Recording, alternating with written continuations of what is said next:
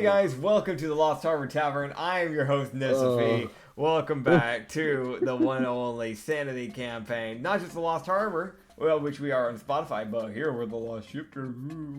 Go fuck yourself. I am having... God, that was not prepared to start, but cool. Yeah, let's go. I heard a no, and I was like, I'm ready. And I wasn't. You didn't let me respond, you fucking aneurysm. I'm sorry, man. It's just, Dylan said no, I wanted to spite him. Yeah. I've learned to expect this behavior from you on a consistent basis. Oh god, yeah. Dude, no yawning. We're not doing this. You're not tired. I'm not tired. Nitsify is Hey guys. not tired. Hey guys. Definitely. Here on Shipyard, we promote healthy sleep schedules.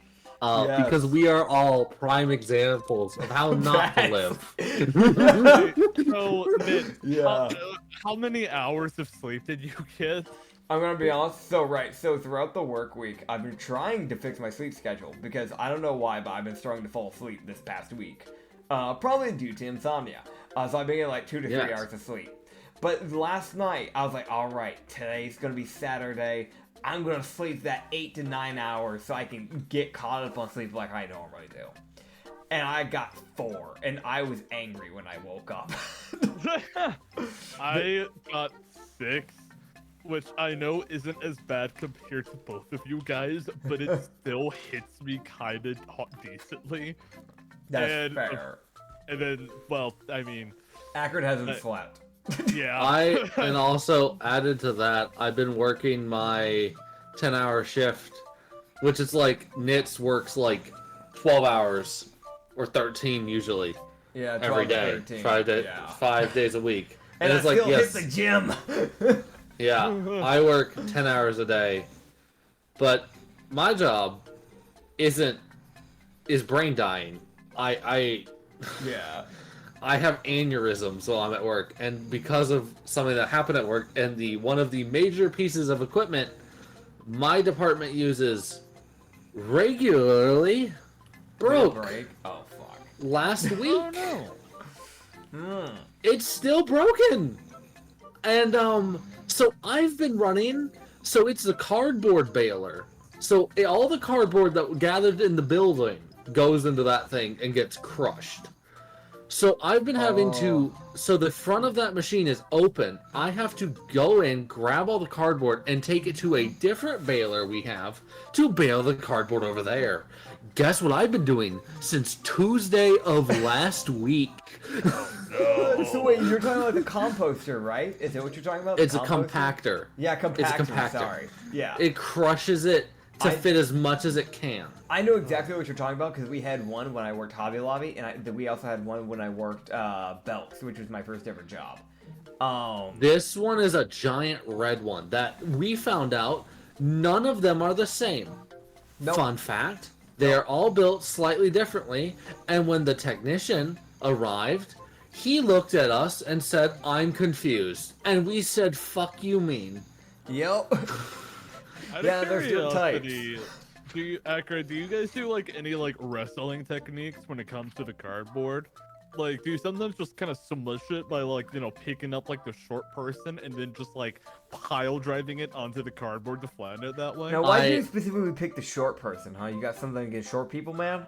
Well, they're easy to lift. I'm gonna throw you. I'm gonna throw you. You can try. Gotta get me off you. Bitch. Sir, I will wrap my legs around your neck, and you will not get away from me. Hot, anyway. Huh? Counter. Joke's on you, I'm into it. Oh, man. I want to mention, I don't know about Acrid. I'm imagining this man just probably just folds it normally. Anytime I did those compactor stuff, I had to, like, smush the cardboard down. I love just throwing axe kicks down on it to, like, cut them in half. That's fun. So I was actually about to say something, and then I had to talk to FP. Gotcha. That's fair. So here's what I've had to do. I watched someone, to give you an idea of the cardboard that I have to deal with at work, I watched someone who I think is a little bit bigger than units, but Okay. doesn't have is a little bit. And she was like, "Yeah, I'm gonna crush this," and she like stomped one of these boxes that came out of the compactor, Yeah. and I saw her foot bounce off What? this cardboard box, and I was like, "Yeah, that's about right. I'm Fucking sorry. let me grab my box cutter knife to cut the tape." I'm sorry, Dude. the cardboard box fucking. She did not meet the AC of the cardboard box. I Her hit deflected. hate to It- say it, but I think she's lacking on the strength stat. I love to full on, like, cause I'm only 5'5". I love to full on just throw up my leg all the way up and just bring it down. Like that's an axe kick. I fucking love doing that. And it was worked Yeah. every time. It's never failed. Yeah, she stomped, and this box that was already looking a little bit flimsy said nah. And, Bruh. Brother. Bruh. oh no, the boxes in like some of those boxes that will work. Other boxes you'll literally hurt your foot. That's why I go for the axe Gee. kick, because you're digging the middle of your like heel into it. Yeah. So it allows you to cut through it. Stomping isn't the best option. You're better off elbowing it, honestly, if you're gonna do that. In my Yeah. old fast food job, I've had to deal with a lot of cardboard boxes as well. Yeah. I don't really have like a set strategy, but like my plan is to usually just tear into it like a wild animal. Like I So- will just get both of my hands, and if there's tape on it, I just go, yeah, okay, I don't care. Rips it off with both hands. I don't even like unpeel it around the edges. No, I just rip it off the hard way. Mm.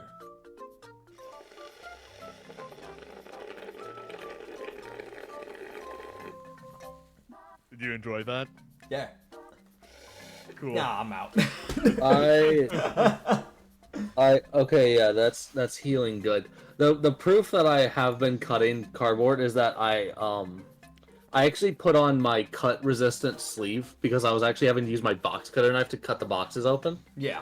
And I was wearing my cut resistant gloves and my cut resistant sleeve. Yeah. And I pulled the sleeve off and I just see like a small line of red on my arm. Ah. And I'm like, oh, lovely. Yeah, cut resistant. Mm-hmm. Yep, it's resistant. It ain't proof. Yep. Yep. Yeah, that's how that normally goes. That's just a little tip to everybody here. Be fucking careful with what you do. Unless you're Yeah. stupid. In that case, I don't know. So I I've guess got still be like careful. I have about an inch long slash going down my forearm. Ow. That It's is not good. it's not very deep. I think it only like barely got through the top layer of skin. That's good at least. I'm glad I didn't go any deeper because that's like kind of near some very, areas that shouldn't be hit ever. important. Yeah. Yeah. It's like the side, like kind of near like the pinky side of the forearm. Gotcha. Yeah, no, you don't want Yeah. that getting hit. Yeah, that's for the best.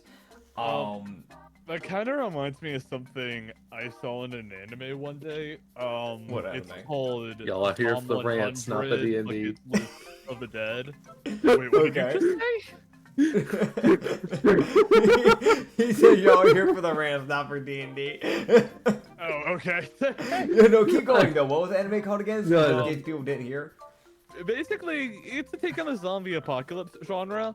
But Okay. it's more, but basically the characters have like a bucket list, and their whole like shtick is like, okay, well, there's a very good chance we could literally die tomorrow, so let's do our best to do everything we want to in life while we still got time. Yeah. Also, great anime, can't recommend it enough. And there was a part where the main character, I forgot his name, I think it was like Akira or something like that. God, had- Actually, this big brain idea to be like, okay, I'm gonna get a shark-proof suit, so that way zombies can penetrate my skin if they try to bite me. And I'm like, oh, wait, that's hella smart actually. Why aren't more people doing that? But it's sort of backfired on him because even though it blocks the tape from actually hitting his skin, it does not prevent the damage of actually being bitten. And Yeah. yeah, and Yeah. it was Yeah, and it was just agony for like a good few minutes. Can I mention this though? When it comes to the zombie thing, something that I will never understand, right? So these things are walking corpses, meaning that the muscle tissue and everything else will be slowly rotting away, meaning that they would become weaker and weaker over time.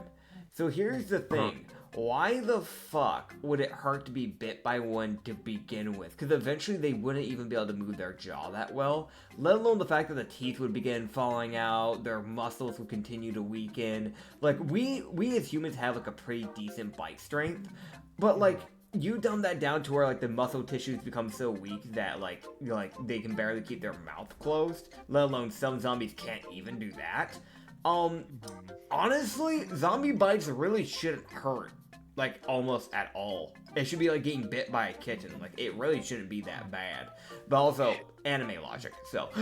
Yeah, no, I'm not gonna lie. It's hard for me to, like, I don't really enjoy a zombie genre that much. Really? It's basically, I mean, Zombie 100 was an exception because I genuinely love the writing and the characters. I need to watch that. When it comes to the, oh, you do, dude. It's great. Yeah. Like, my problem with the zombies genre is that unless you clearly state the rules, pretty much zombies will just be whatever the fuck the authors wants. Yeah, So it will usually be incredibly inconsistent.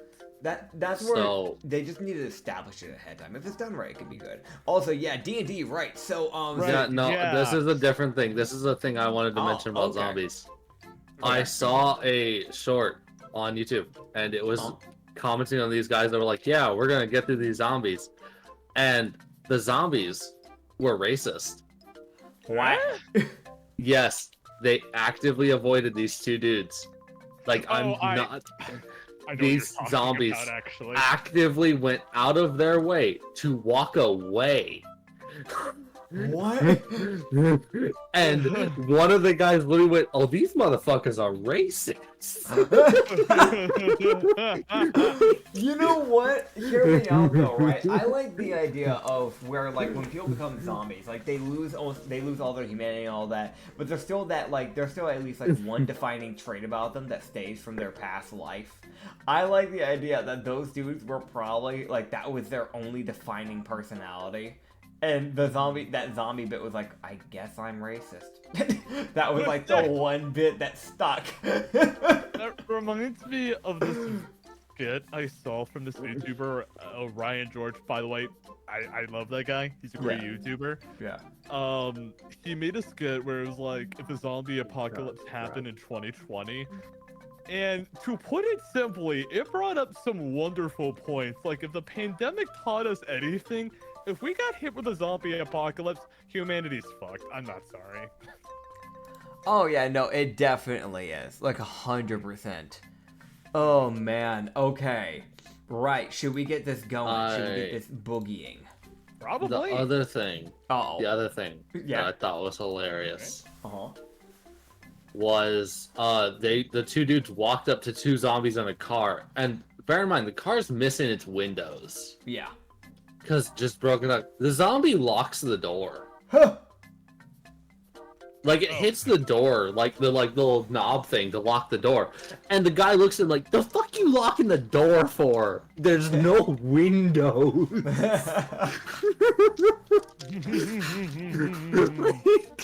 Oh man. It is the most, what the fuck am I watching short that I've seen in a while, and that was one of the oddball shorts that, like, YouTube threw at me. Like, I don't get that type of shit, like, movie stuff very often, or, like, show shit very often. But it threw that, and I was like, what the fuck kind of comedy-ass sounding skit is this? There's no way this got approved for a show. So, no fucking way. My takeaway from all of this is that if by, like, any chance on a Sunday, like, Issa and Reed are unavailable, let's just use this time to watch a zombie movie. Yes.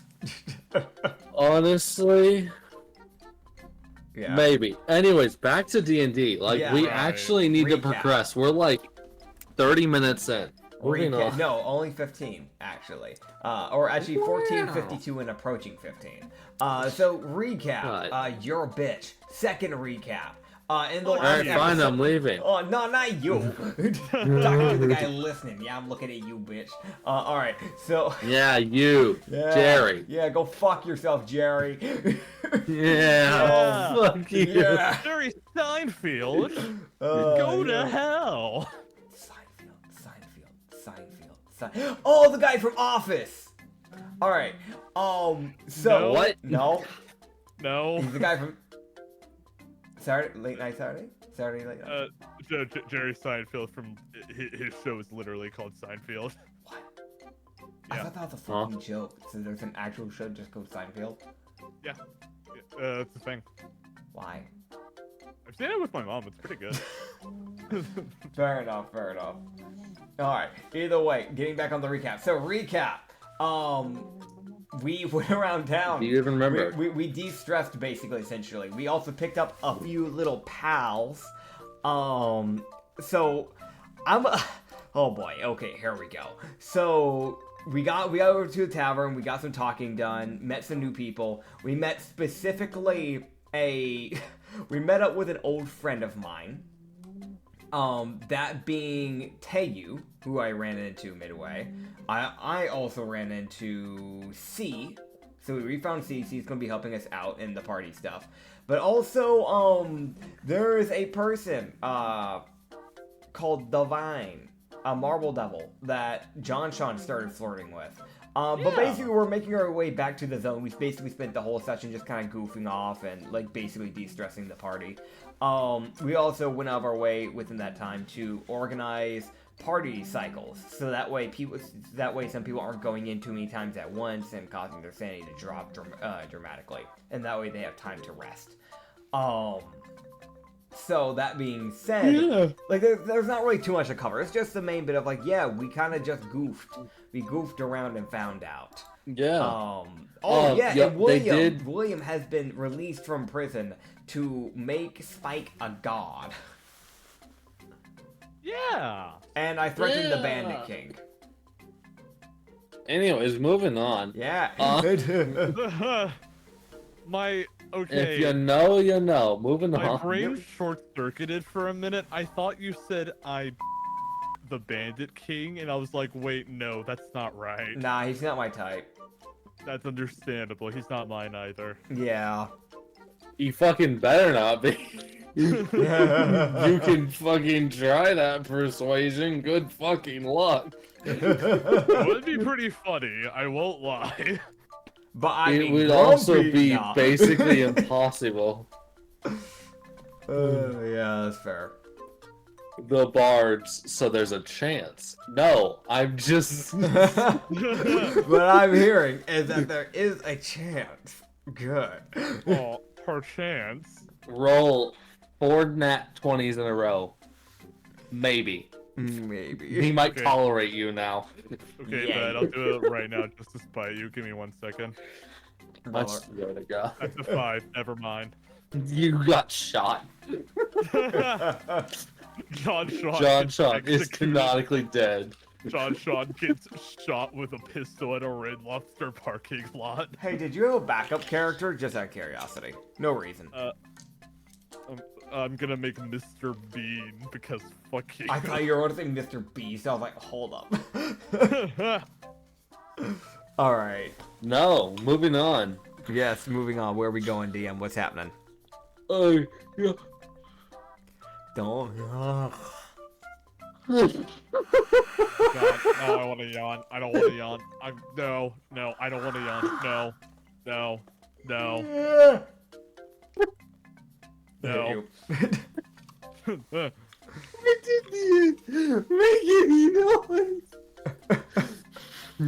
Just like old Grovel campaign where we used to yawn almost every fucking session.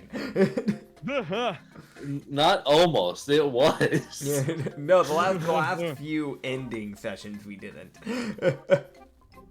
Dude. Dude, I haven't slept. I know. Alright. So you guy Woof. Alright, y'all get a walk. Yeah, we're gonna walk North. south. West. Cool. We walk. Yeah, because y'all teleport. Oh, fuck. Alright, recap, everybody, so I can get in the mindset. Y'all fucking do not echo yawn at me. I swear to God. How's John Sean canonically yawning in his voice? He's getting canonically slapped. I'm gonna canonically remove your balls. Damn. Mod, delete his Club Penguin account. Mods, delete his balls. Mod, feed his balls to the wolves. Mods, ban him. Mods, don't ban him. Let me do it instead, cocksgun. Damn. You know, it would have been bad if you cut out right after the word cocks. I'm just saying. Alright, so... Sorry. I thought about just leaving. Like, so there was a boop that went off right as he said that. Alright, so...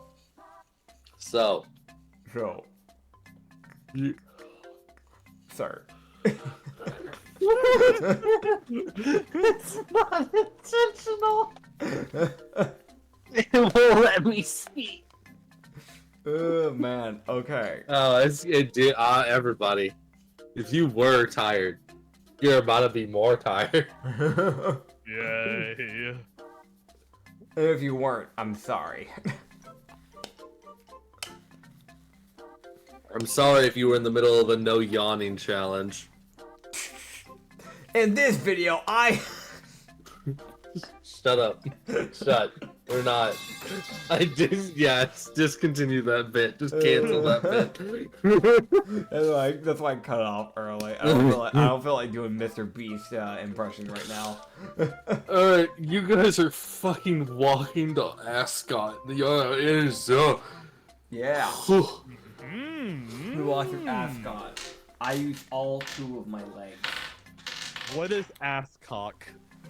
Ascot. Oh, Yeah. got it. Yeah. It's a town, bud. You Yeah. got it. I have no better way to phrase that to you. It's a fucking town, bud. Alright. How's it go? Well, okay. So, as you guys will be walking, Uh-huh. it would be on the second day on the way to Ascot that you guys would encounter a familiar figure. Do I fight them? That's up to Who are you. they? It's the fucking Treant. Ah, Oh. cool. That guy. Yeah, he is making his way out of the zone. He does not look great. Yeah. The Treant is looking a bit beaten up. Like, a lot of the branches that were on his body are gone. And some of his bark has been stripped away. Bro, that's fucked. Yeah, no, he don't look too great, and he looks like he's entered the save area, and he's just kind of like, I'm gonna go sleep near the town. I feel I'm like gonna that, take a fucking nap. taking away a tree's bark is like taking off someone's clothes. Like, what fucking fangirl was that fucking thirsty? Holy shit. That's fucked That's up. for you to discover. Also, like, like, this thing almost looks like it's been burned. Like, that should be mentioned. Yeah. It's What's you're kind of like the hair on like your PNG YouTuber thing kind of looks like the Lorix's mustache, so I say you talk to the trees. I hate you. Okay, so... I'm going I just...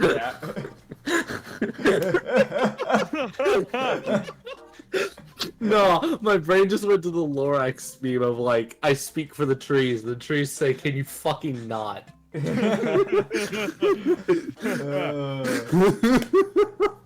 Alright. Yeah, so I'm going to the tree and just go, oh, you're back. Yeah, it would let out a low groan of acknowledgement. Doesn't say much with that one. It just sounds fucking exhausted in that drone. It's like, I'm fucking resting. That's fair. He was just As going a- Sylvan because I remember it only spoke Sylvan. Yes. I'm just gonna go. So, what'd you find in the zone? It would. Okay, what do you describe? Because also, what you notice is this thing seems to be like. It's probably teetering. Like, it probably got out just in time Yeah. from how it's acting. It's like, it's a tree. Yeah, it's still susceptible. Yeah. Still a living creature, unfortunately. Yeah. It would basically slowly grown out that I can't remember exactly how the treant sounded, so you're gonna have to bear with me here. Bah, bah, bah. So, it's something deep voiced, I think.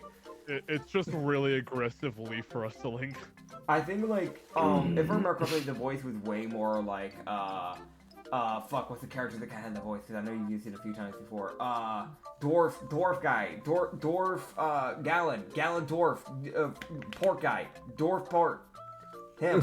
Yeah, you Ship got guy. it. From Yeah. Gallon, from the Gallon campaign, dwarf pork guy. Yeah, you got it, man. You know, the dwarf pork guy. He was running the fort in the Dwarven City.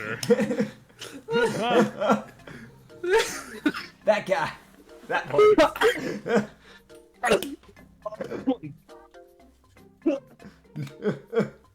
I killed him. Little bit. Okay. Alright. So it would basically say in Sylvan that it would mention that it seems very tiredly mentions that it had to fight its way through people, Okay. as it would basically very lightly mention that the commoners seem to be getting back up. Gotcha. It basically mentions like there shouldn't be many left in that city. Gotcha. But it's that thing of like that's why it looks so bad, because it had to fight basically the town. That's fair. He would just look to him and go, I'm not going to bother you then. I'll go ahead and just start heading out, but it's good to at least know. Rust up. Next time. It basically gives you that next time, maybe. We'll see how I'm doing. I'm a tree. It takes me a bit longer to heal. Yeah. He's gonna look to the others and just go, hey, so we got a little bit of a problem. Yes? So, Mr. Train here, also gonna do a minute about that, and apparently, bodies are coming back from the grave. There's no other nice way to put it. So, some form of necromancy, I'm guessing, is by the sounds of it, because apparently the treant had to fight off literally the entire town. Well, I mean, I made the fire. I mean, pretty simple solution if you ask me. I'll burn the bodies, you know? Burn all the bodies. Yes. I mean, yes, you can fight them, but I'm just letting you know, if it's doing necromancy, we might have more problems than what we are already imagining. Oh, is necromancy commonly a bad thing in your world? Yes, very. Oh, that makes sense why you're sweating. I'm not sweating. You sure? It looks like you're sweating. No, I am not sweating. Mariko would just kind of sit there like, I can check if it's proper necromancy. I mess with that a little bit.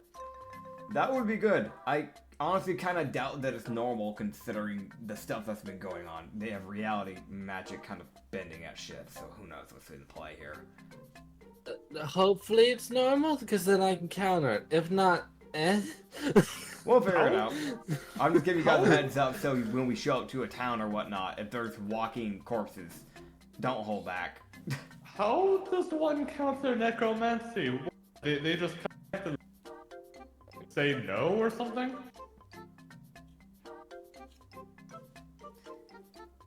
What did you say? How does one counter necromancy? Okay, I could not understand you when you said that one. That's fair. I'll turn down the reverb a bit just in case. The reverb, yeah, that actually might help him a bit. Yeah, Fair. because I heard like and I'm like, fucking who? Mavi. Oh, man. I probably slurred some of those words together. I'm so tired. I mean, No, dude. I picked it up fine. I do know what was going No. on. Yeah. Got it, Yeah, got no, it. I think that's just like ADHD/dyslexia brain going, huh? Understandable. Yeah. Yeah, Oh, man. so, Maricopa, well, I can animate dead on my own as well. It's Ooh. just, if they're already animated, it makes it a bit difficult, and I can attempt to steal the animation. But if it's more like a aberrant corruption of the body, that's a little bit more difficult to take, as in I can't. Gonna be honest, I have no clue most of the terms that you just said, but that sounds pretty nifty. Correct. Cool. Alright guys, we got that established. Yeah. Yeah. She just agreed. She didn't know what you said either. Mariko's trying her best. She's slightly smarter than the average commenter. Got you. So maybe 11. Hey, bud. Commoner's intelligence is 10 on the stat block, if I remember right. She's smarter than a commoner. 12. Maybe. I'm gonna take that like, yeah. I guess we'll just keep going, but at least we know, the train's still survived. alive, yeah. Yeah, that was the big thing. I was like, did you get out before shit got terrible? Yeah, you did. Okay, cool. Good job. You made it out. How are you doing, bud? 5. Yeah, no, you're not doing good. Yeah. You're like barely standing. Got it. Whoa. It's like, please don't have a 4, because that means they're gonna find you unconscious. Don't want that. Just on the side of the road. Like, how do you react to this dead-looking tree? Another thing that should be mentioned that is another thing. The burned missing poster. They did get that person's information as well as the last known locations of the other 2 missing people. Yeah. So that was all given out. Yeah. Oh boy. And they have Grumpy and Mariko. So now Grumpy? we're gonna walk even Yeah, better. y'all would walk into the zone.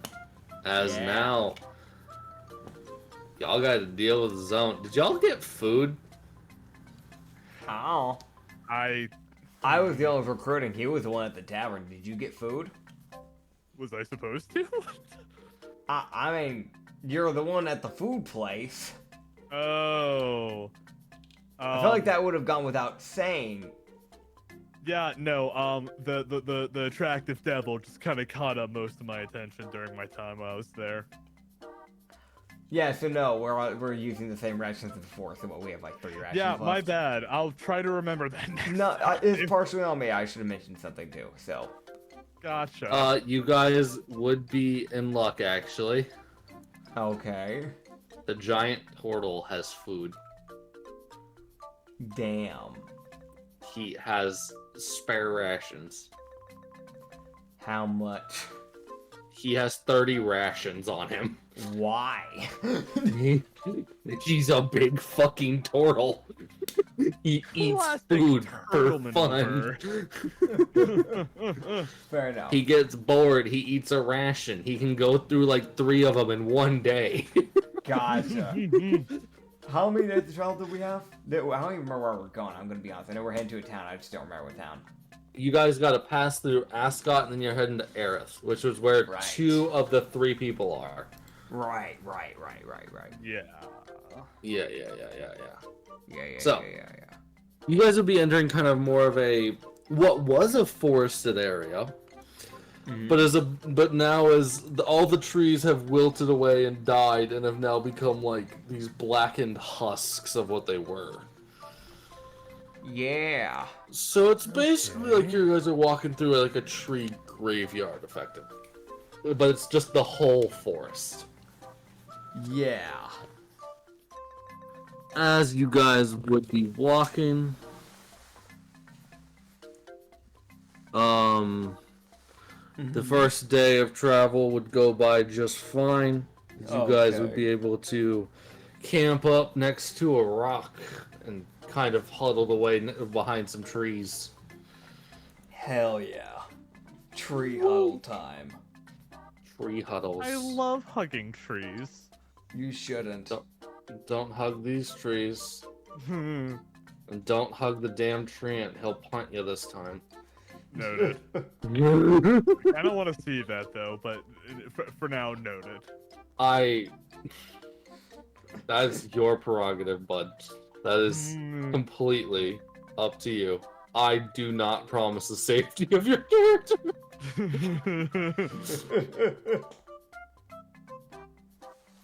Alright.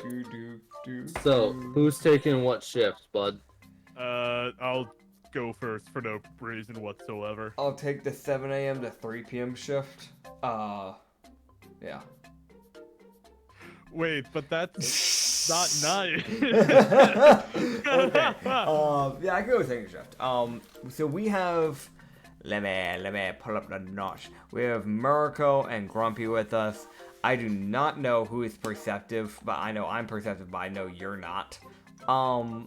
Let's put Grumpy with you. Yeah, Grumpy would take first shift. Mariko would go to sleep near you. Okay. So you can rest assured that cat thing sleeps. Yeah. Okay, I'm gonna keep for that first like 5 minutes my right eye open, but like I was squinted to where it looks like whether or not actually like to where you can like barely tell if it's open or not. Yeah, so Just you to would see her. is their eyes closing? Yeah, her eyes would close. Okay.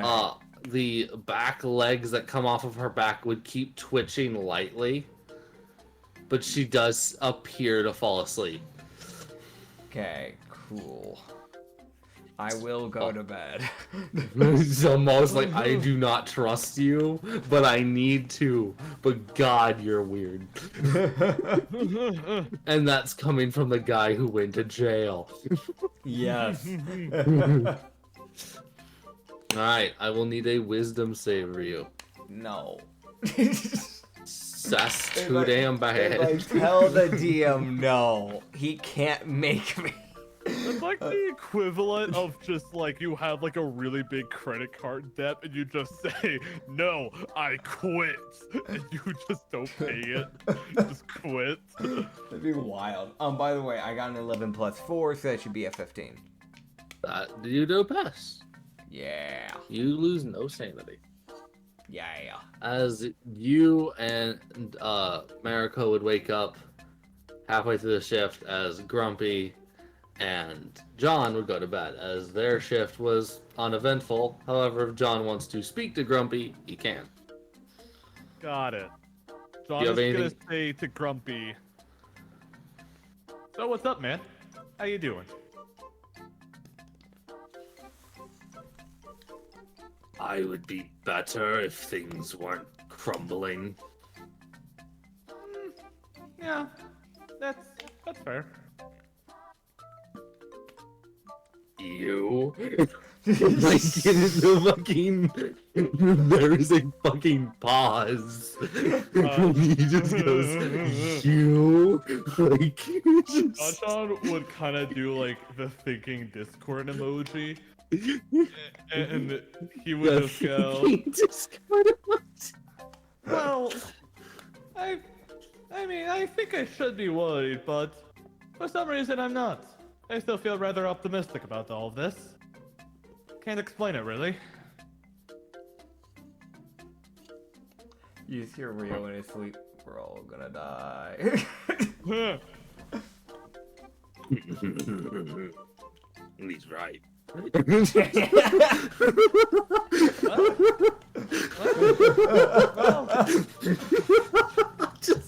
just grumpy. He's right. Well, fated to die Foreshadowing. one day, so as far as I'm concerned, I am not gonna spend my time with death, no. I'm gonna go out spectacularly my way. I'm going to walk towards it slowly. That seems reasonable enough, really. Make it come to me. I wonder if death is a woman. Sir. Hey, Grumpy has no response. That's the end of y'all's conversation. Alright, that's You it. can't tell if whether or not he just stopped caring about the conversation or if he's contemplating. You can't tell because his expression hasn't changed once in your interactions with him. Can I roll it Can I roll an insight check? You can. Alright, I know the DC is gonna be high, so that's why I think it'd be funny if it works. Okay, that's an 8. I don't know shit. Nah. Alright, John. Alright, that's it. That's the bit. That ends it. Yeah, so John and Grumpy would go to sleep as Mariko and Ryu would take over. As All Grumpy and John will need to roll a wisdom save. Just tell him no. Just tell us. I will roll it for you. Damn.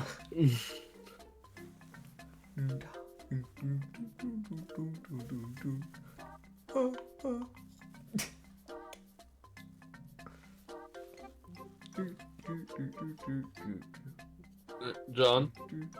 Me? Oh, wisdom save, right. Yeah. We were like, wait. Wait, do we usually get advantage rolls? You do, yes. Okay. You and Ryu do.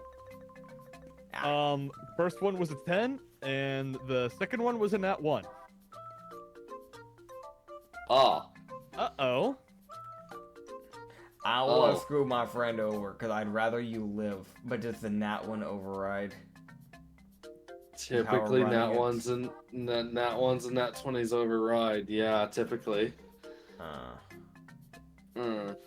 I was asking that more just fact so I know if we're still doing that. Okay. Sorry about earlier. I completely disassociated for a hot minute. You're fine. For these saves, I would say that doesn't. Okay. I don't know. Okay. You're the Cool. DM. Does it make sense I to need- you? Do you want to stick to your rolls or do you want to... I have to stick to my rules, otherwise I'll get too wishy-washy. Yeah, that's fair. So, John, I'm gonna send you a message. Okay. I don't get messages. He doesn't message me. Well, maybe he likes me more than you. Fuck you. Take him, you're banned. Gotcha. Yeah. That. Yeah. Yeah, so John, also, yeah, Ryu and Mariko, give me a perception check. Yeah, alright, here we go. Hey, buddy, why'd you give me your bad luck, Nat 1? Mariko picking up the luck. With her proficiency, but bad wisdom. Yeah. She's got low wisdom, but she's proficient. That's something. Okay, so she sees fuck all. Great. Great. Luckily, there was nothing. Yay. Whoa. I feel like midway, he would just kind of like throughout the shift, he would just kind of go, why do you have two tails? Huh? Oh. You have two tails. Normally, the only people that have more than one is a kitsune. I'm not trying to be rude or anything. I'm trying to figure this out.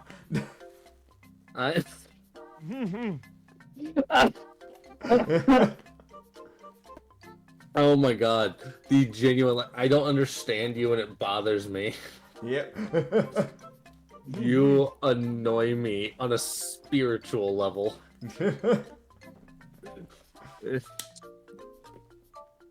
Like, oh, yeah. Typically. he Gallagher go, that doesn't answer my question at all. Well, technically I'm a Khajiit. Technically. Okay. But it's more of a half Khajiit. It's weird to explain. I got the half Khajiit bit because you still got the humanish body. Yeah. But normal Khajiits don't normally have two tails either.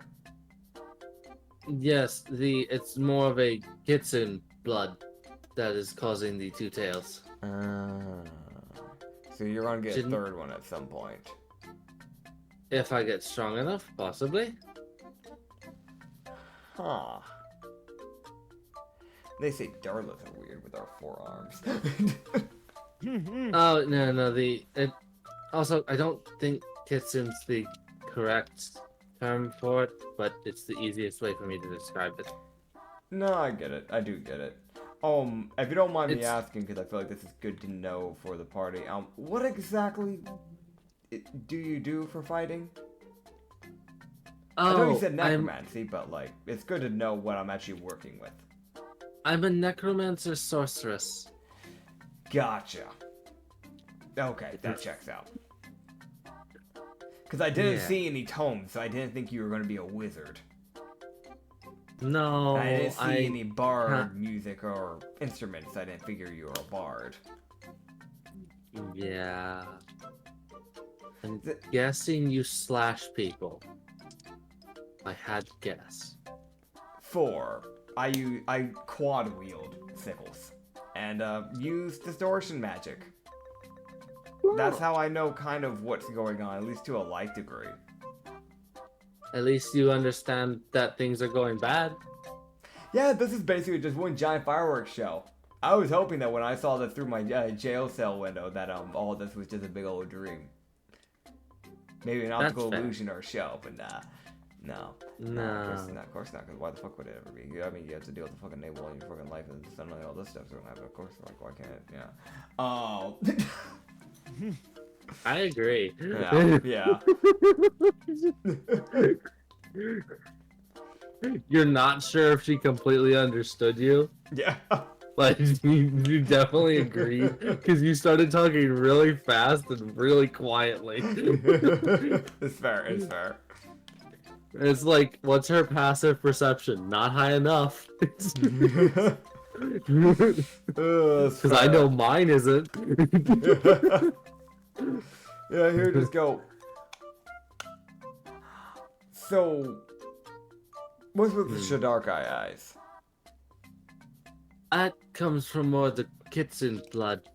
It's not really Shadarkai. Kitsune. It's not. It's more of an underdog Kitsune. Is the best way to put it. They're more arachnid than fox. Gotcha. Hence the legs on my back. I'm gonna be honest, I figured that was just part of the magic. Kind of is. Because they look very bone-like. They are. It's weird. It's very weird. I don't know how to explain it. That's fair They're enough, both- I can't explain everything about myself. The nubs of them being there were there, but I couldn't fully transform because of the half Khajiit form. Because of the half Khajiit. So I just made my own. Whatever works. Yeah. Hopefully I can make it actually properly work at some point. That would be good. I'm still working on that. He's still working on that bit. Yeah. You don't think he'd have much else to say, but... No, she's something weird, that's for sure. Yeah. And she just further cements that in this. No, I'm not. God, how do I explain this? Okay, take Underdark Kitsune plus Khajiit. you get me, and I'm sorry. Fair enough. It's like, I don't know what I am. I'm a fucking monster. That's what I am. And breeding got a little too advanced. Oh man. Yeah, but she seems to be messing with that necromancy magic in a different sort of way of like, maybe I can make a bone transformation. I think she needs to look at well, I don't know if she's smart enough, but she may want to look at the wizard skull of osteomancy, because that is just, they use full on just bone armor and everything. Yeah, no. I'm pretty sure the paladin subclass as well. That's literally just surrounded around the idea of using like bones of your fallen enemies as like armor. Oh. I'm pretty sure we had that a while back because we made it a thing where apparently the hippogriffs do that. It's like a custom. I don't know if we ever changed that, but that was canon at one point. Neat. What do you mean neat? You're the one who canonized it. Hey, he just thinks his own work is neat, you know? Marge Simpson meme. I just think it's neat. Oh man. Neat. Fuck you mean neat? Did I stutter? It's neat. Alright. Okay. So, the next day. Huh? Are you good? I was yawning. I was trying to reply at the same time. Sounded like you made a sound effect on your soundboard or something when you yawned. I don't have a soundboard. I should get one. It's fun. No, because I It's know money. I'll spam it. I'll be annoying if I have one of those, I'm being honest. Look, counter argument. Cheese. No. Okay, got it. Oh man. Counter argument. No. Also, to be fair, I like my desk space, and those are normally really bulky, and also they cost a lot. That's fair. Also, apparently one of the main soundboards out there, I think it might be one of the main soundboards out there, apparently they're not going to be able to like update anything any further because of some big change that Windows has done with their drivers. And so literally when that next Windows update happens, at some point there's going to just be a driver update for Windows that'll just fully break it, and it'll just no longer be usable. Meaning that those hundreds of dollars will just be thrown away for nothing. Bruh. Yeah, that's been a thing that got put out pretty recently. I don't remember what brand though of soundboard. Bruh. Yeah. Be my luck, I buy it, and they're like, anyway, so this driver thing's been put out, and now you can't use this. And I'm like, right. Bruh. How's day 2? Right, sorry. My brain just... Wee. Yeah, I figured I was just stalling for time for you. I couldn't tell. I was like, man, this is a good conversation they're having. Brother. I don't want to I interrupt. said one word 3 times, my guy. That's a conversation in my book. Understandable. I don't... Stretching's nice. That's good. Yeah, you guys would get there Damn. just After- fine. After John Sean kind of, like when they get there, John Sean, he would just kind of say something out of pocket like, does anyone feel a weird urge to commit a crime, or is that just have a rather large hankering for some violence right now? Oh. I'll look over to and just go, they're dead. I don't think the law applies here. Oh, how fun! So, as you It's guys not are walking fun. through the town, Yeah. I will need everyone's passive perception. Well, unless you're actively looking around. I have Well. 120. I have a passive 15, but I probably would be actively looking around, I feel like. Let's go ahead and roll. Alright. Nat 20. And a nat 20 for Mariko. Damn. And a dirty 17 from Gold and 7. Yeah. John. I swear, I'm. Yeah, John Sean. He has so many thoughts of war crimes right now. The Geneva Convention, more like the Geneva bucket list. You know what I'm saying? The John Sean Convention. I'm just imagining that one SpongeBob bit where it's like SpongeBob's brain is just a bunch of mini SpongeBobs, but with John Sean. So, alright, getting back to actual fucking D&D. Alright, Yeah. so, Ryu, Mhm. my man, Yeah. you and Mariko notice this little fucker I fight them. immediately. No. Let me send... You would see this creature walking. It seems to be almost ignoring y'all at the moment, but it's like walking in front of a house, like walking, like it's almost like it's attempting to get into the alleyway to get away from y'all. What the hell? Alright, so I'm looking at. No. This could not be a pet. There's too many eyes on this fucking thing. So we're looking at this very, like, weasel-like body, but then take its neck, right? Take the neck, and stretch it out by, like, a foot. And then, make the fur on the back of its neck and head really spiky, like a mane almost. Give it 2 black horns that slicked back like a devil with 2 red rings around each end of it. When I say rings, I don't mean like actual jewelry. I mean more of like there's this red pattern that goes around it twice in a circle. It has red eyes going down its entire neck and its back of its head. And then it has these 2 big black, big bulbous eyes on its head. It's very slender. Take like a lemur, mix it with a giraffe's neck and with a cat. Because it sits like a cat. But it's got that like lemur legs type of thing going on there. And that lemur like head. And then take a devil's tail and strap it on this thing. This tail's about the length of its body. And I want to also mention there's more red eyes going down its back.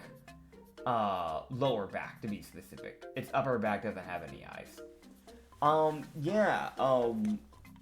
This thing isn't normal, is it?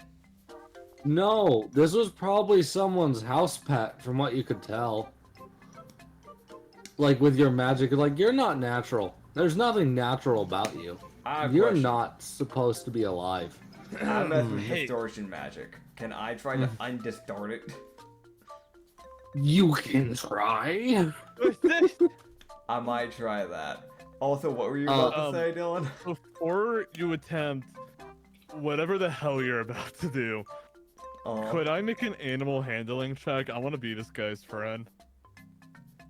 You're fucking things from the zone. Okay. Yeah. So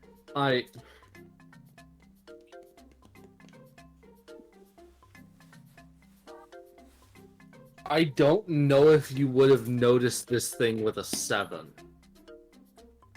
Oh, true. My passive perception is 12. Did that make a difference? That would still not see this thing, unfortunately. Alright, fair enough then. As much as I would like you to try, I want you to be able to do the things you want to do. This thing was attempting to sneak because big turtle creature.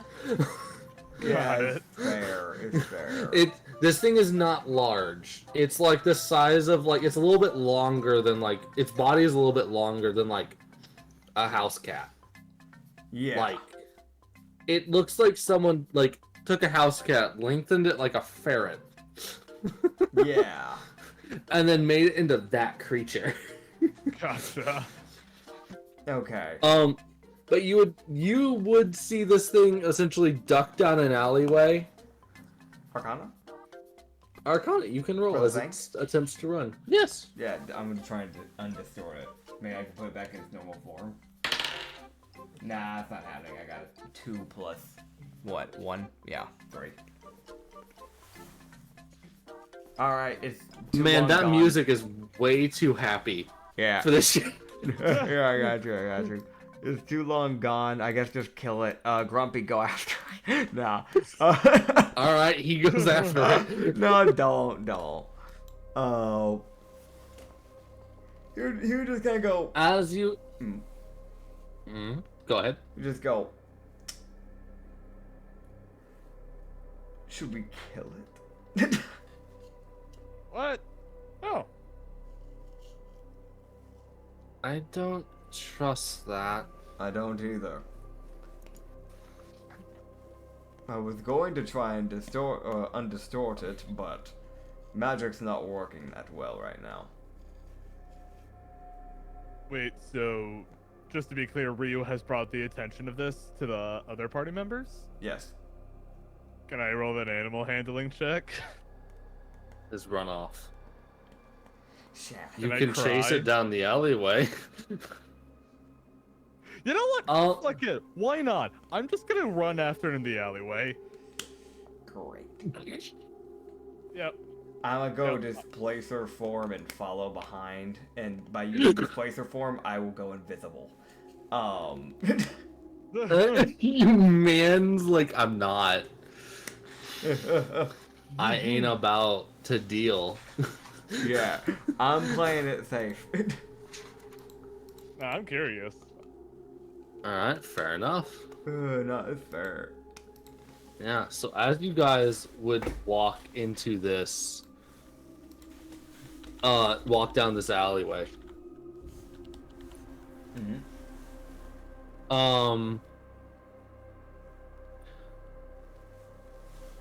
you guys would round the corner seeing this small creature just sitting there like in the there's essentially like an open area that's only like it's about like 25 feet by like 15,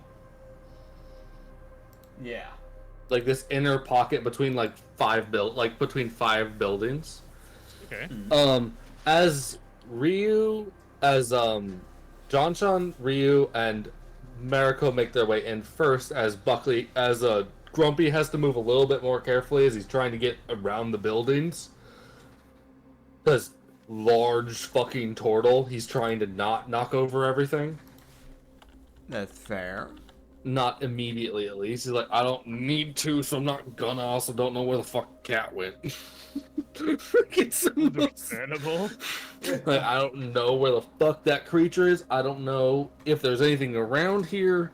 I don't know if there's anyone alive in those buildings. I don't know. So he doesn't want to try to he's going to try not to destroy everything. However, as you guys would run into that area, you would see this thing open its mouth and let out a small, almost like, it sounds like a squeak. Like almost like a ferret squeak type sound that it makes. Okay. Yeah.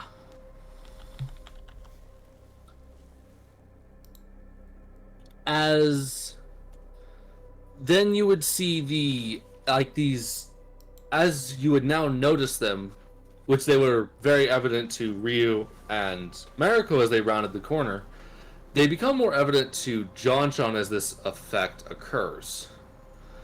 You guys would see that there were about 3 bodies laying on the ground in this alleyway. Oh. You would see black tendrils rise out of the ground and stab into these bodies as these bodies would reanimate with this almost like near instantaneous arising to their feet by a very unnatural control to their body, as it becomes very evident the person this thing is not there. Whatever just got put into its body is what's controlling it. Weird. These bodies are basically being puppeteered, as these black tendrils essentially are attached to the feet. as you guys would see these 3 commoners. You can very easily tell these were nobody special. These were your bakers, you're just average people. But you would now be seeing that their eyes are now this almost burning purple. That almost looks like it's searing into your soul as you look at them. As John Sean, I'm going to need you to roll a wisdom save. Okay. By the way, I pulled up the displacer sheet, B sheet that we agreed on using before in the past in the DMs. I tried looking through the DMs, and I couldn't find it, but I recognized the picture. I was like, "This is the one." Yeah, it's either that one. It doesn't let you. 12. Yeah, it's this one. Yeah. It's a 12. Okay, so John, this is something that you are going to find out, and Nitz as a player will learn this right now. Okay. Yeah. But all Ryu sees is John Sean essentially like flicker a bit as he's looks like he's confused. As those eyes that you're looking at, John, they remind you of something that your brain isn't connecting with. They're not reminding you of these commoners or this place at all. It's reminding you of someone far more sinister. As in the back of your mind, you're seeing the flash of what is of a figure with this same burning purple eyes that seared almost what felt like through your soul with hatred. As the thing, as you would be stuck there for this next turn, as you would be stunned, as all you can hear is this near demented sounding chuckle from a memory your brain has not yet grabbed. So it's almost this hollowed out, distant chuckle. Suddenly I'm glad that I was followed. Yeah. It's probably a good thing. Yeah. As you will gain the stunned effect for 1 turn. Okay. Only this 1 turn. It's just that moment of processing. Wait, was it this one? No. However, everybody else, Ish. I'm going to need you to roll initiative. There it is. Alright. And John, you can go ahead and roll as well. It's just you will be added in after the fact. Oh, Jesus Christ, this is one of those days. I got a 5. Oh, buddy. I got well, I'm glad at least one of us rolled well at this. I got a natural 18 plus 3, 21. I want to scream. That is fair. I would. Ryu with a 23. Yep. Then you have Mare with a 17. Grump with a 17. Woo! Fancy music. Yeah. Alright. As I don't know, I need to roll. Okay. Okay, got it. That.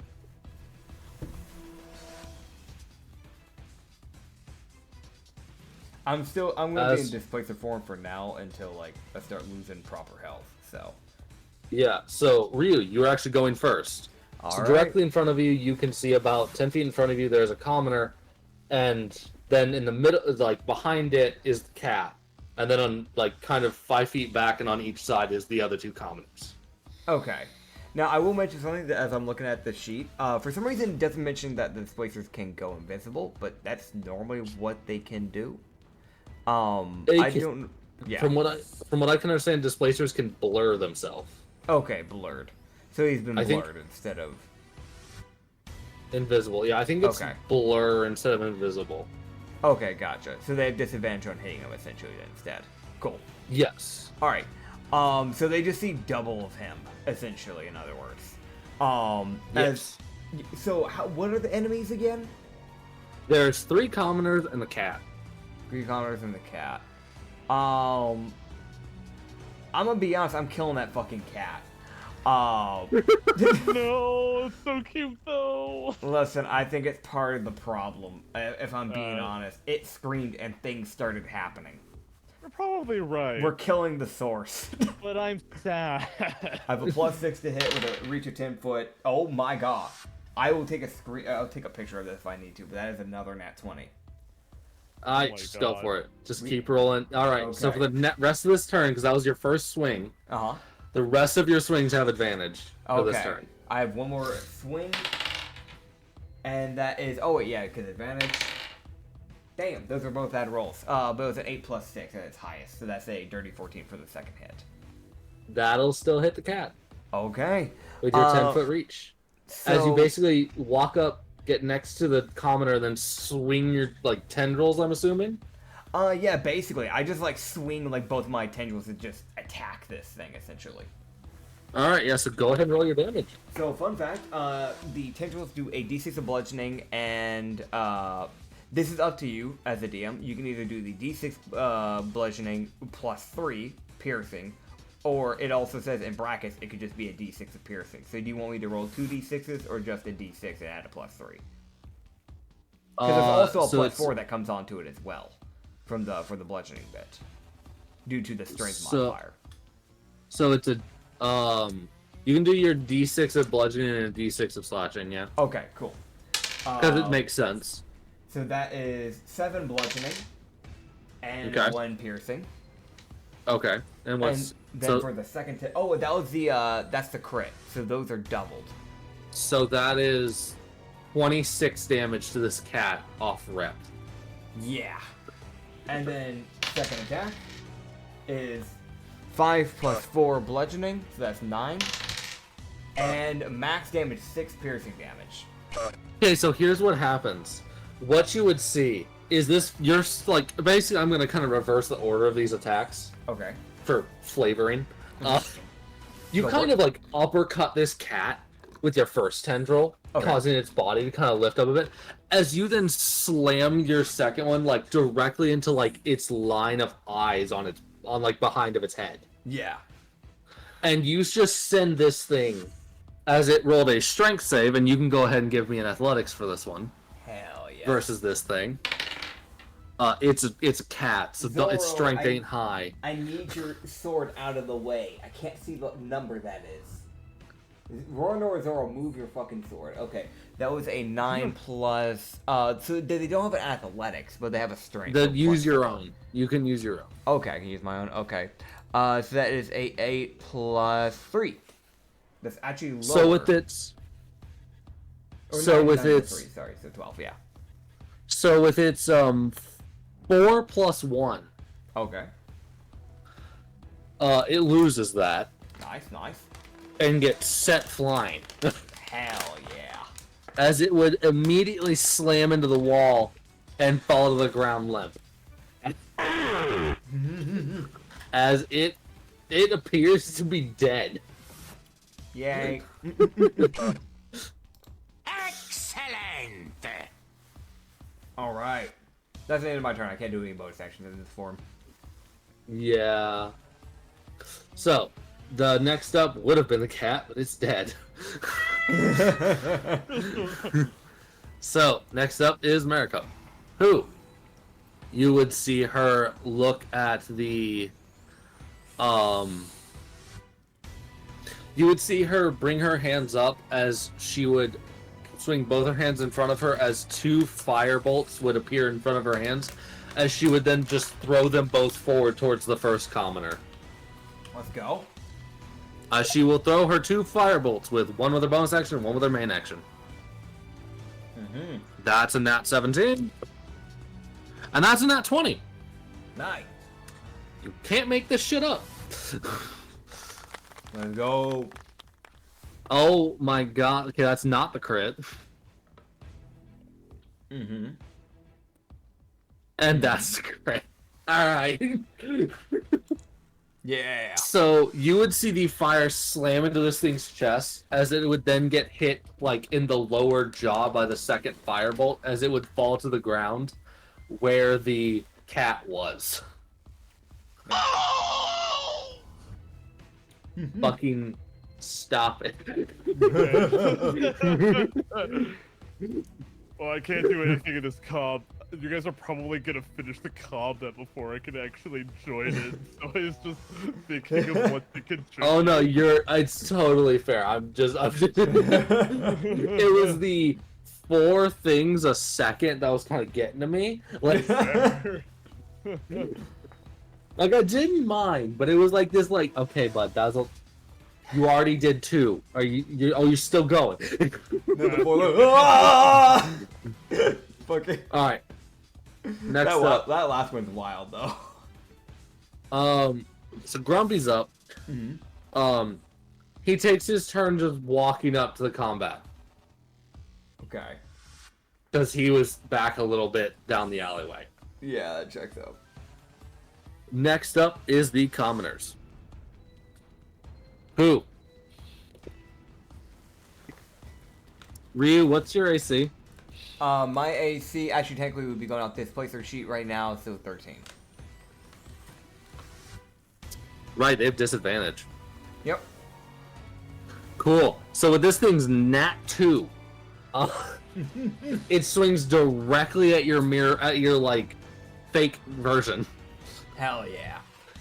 And then the other one, as this thing kind of almost like runs forward, nearly like a rabid beast, and swings. Okay.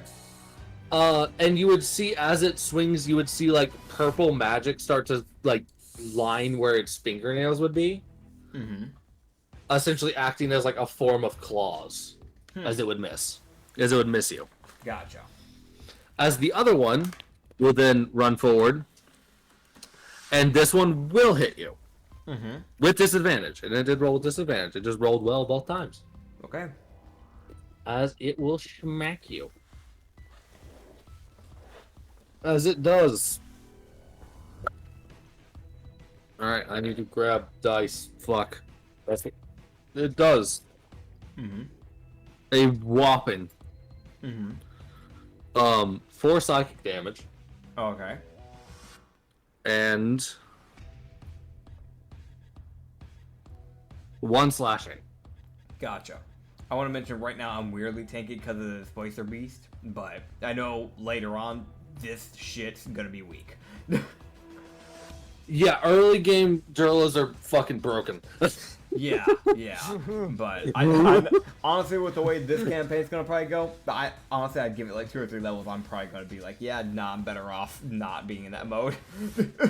Like my AC's lower. Yeah.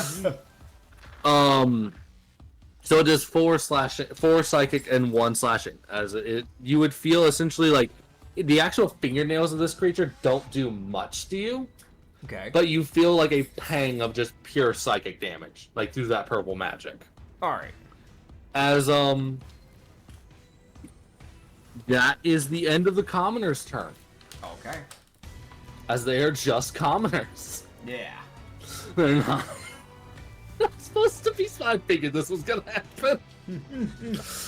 John is done. John would regain his awareness as his turn comes to a close. As Yay. John would be coming to an understanding that whoever's voice he's hearing and whoever's eyes this reminds him of, they are likely more involved in this than he currently understands. Got it. Like, that could have been the source of this whole shit. Hey, damn. Type thing. I got a thought. Since I got a nat 20 on that initiative from before, can I use that to swap my initiative with Dylan's? Huh? So that way he gets up in front and can actually take a turn. I'll allow it. Oh, okay. Kind of a legendary nat 20 switch. Hell yeah. Alright, so Ryu, your initiative becomes 5. Yeah, basically, my thought process is that Ryu just gets a little bit more on the defensive side after the strike, essentially. Yeah, he gets hit and he's like, fuck, okay, you actually do psychic damage. That's gonna be annoying to block. Yeah. It would just be As John. Yeah. So We want John to get a turn. okay, yay. It's on you. I'm going to play a game. Alright, Yeah. so there's like 2 commoners left? 1? Yes. And it's already been proven that they don't seem to have that much health. Got it. Cool. Alright, I'm gonna Eldritch Blast the person. Yeah. Which one, left or right? There's 2 of them, both of them standing near a version of Ryu. Okay, my garbage has been a little iffy lately, but you know what? It's time to turn it around. That's a 14. That will hit. Oh, thank fuck. Okay. It's commoners. Don't worry, bud. And that is 6 damage. So how this would probably go is after John finally snaps out of it, he just goes, "What the hell was it? Oh, right, enemies!" And he will just extend his palm forward, and this red shit-colored blast will just deck that commoner right in the face. Oh yeah, no. The commoner you would see immediately stumble, stumbles back a little bit as it would immediately become crippled. Oh, cool. I'm winning apparently. These things don't have much health. Ryu's overpowered early game. Cool. And according to my sheet, I don't have a bonus action, so I guess I'll call it there. Cantrips are bonus actions.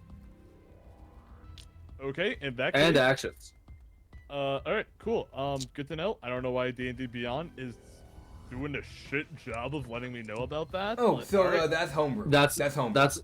That's homebrew us. Oh, okay. That's yeah, our rule. Got it. So that's why Mariko casts 2 flaming bolts. Yep. and I'm going to take my great club and I'm going to commit a bonk on the guy that I heard earlier with the Eldritch Blast. Fair. And Bonk that him. will be a 17 to hit. Yeah, the 14 hit, so I'd imagine the 17 would. Golf. 5 damage. You crack his skull open and he dies. Hell yeah. I'm still not dreaming, am I? No? Oh no, that's a dead No. guy. Okay, I cool. can't reply. I'm a displacer. You growl as a shut up and fight. Alright. Dumbass, I got hurt. And yeah, I will do it. I finally contributed something to the team. Thank you, Nitsify, for letting me have that turn. You're welcome. Next up. Let me actually roll something. God comes down. Alright, I've gotten my answer. Mm-hmm. Alright, you guys would see the cat, it would twitch violently, Mm-hmm. and then you would see all of its eyes lose its red glow Okay. as it would go still. Completely. Okay. As it rolls a nat 1 on its ability to get up. I was like, you got a little life left in your blood. You gonna get up? No. Alright, got it. But that's a hard nah. I'm It good. got slapped around. I'm like, fuck this, man. I choose death. Oh man. So who's next? Next up is Mariko. Who? Actually, wait. No, she's just gonna do this the easy way. You would see her do the exact same thing. She's looking at us like there's no need to be fucking special about this. Just die. Fair. So that's a nat. Oh my god, she's rolling really well. That was a nat 16 and a nat 19. Mm-hmm. So she does 4 fire damage off the first hit and 8 fire damage the second hit. She would kill the commoner that actually managed to hit Ryu, Oh, sick. Hell yeah. as it would die. However, you guys would also now be able to notice the black tendrils that are kind of slowly moving like along the path. Like the ground is made out of like kind of cobblestones Mm-hmm. into the tree, and like there's little like slits for water to go into. Yeah.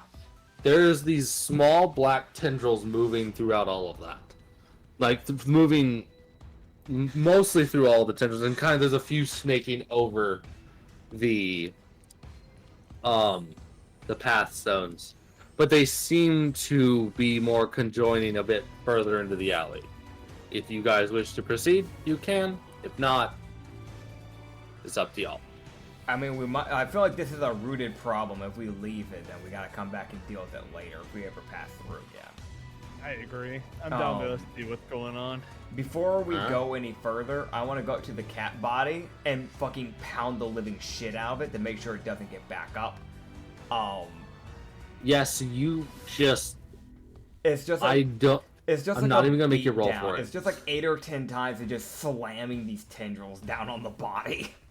If you want to roll, if you want to roll that 16d6, you can, bud. Sure, man. Because it's a stationary, I do believe prone you got target. real. I think you killed him, man. I think God. 63 bludgeoning and piercing. Holy moly. Yeah, no. You would pummel this thing into this like black and red mush. Hey, you want to know something else that's crazy about that? So each one of those attacks have a +4 to it.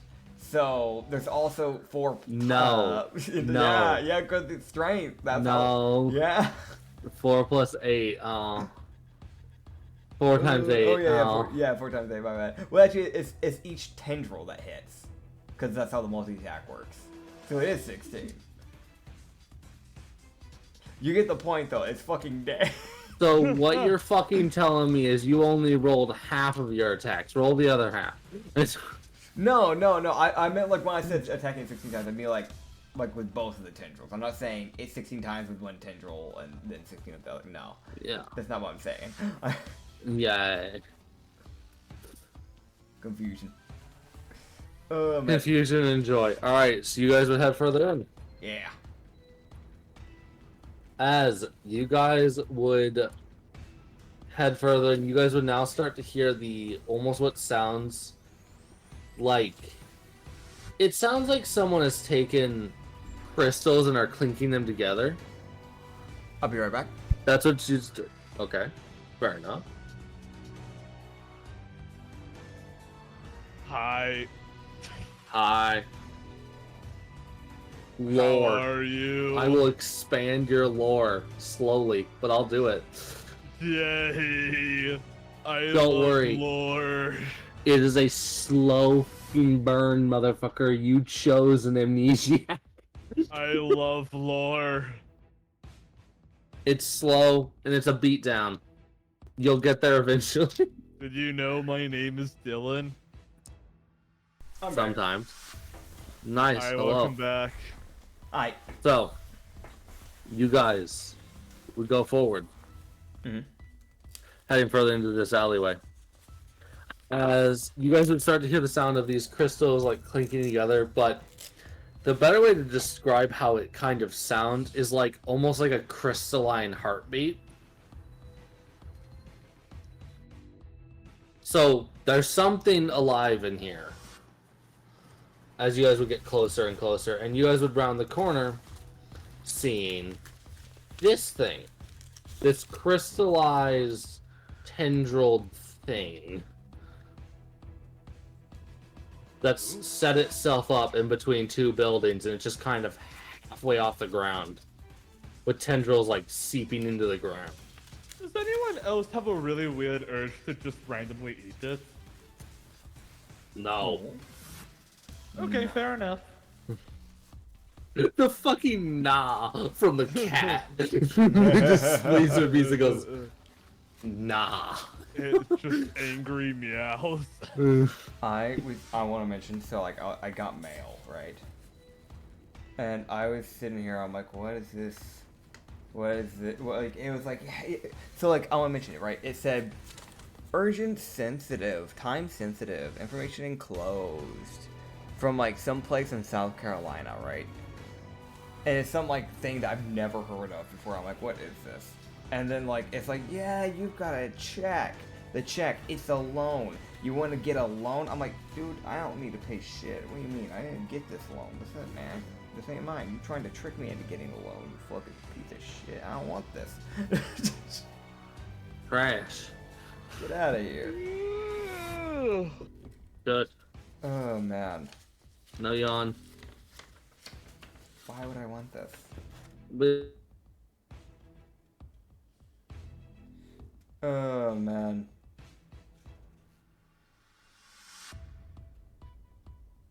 But Let's yeah. punch it.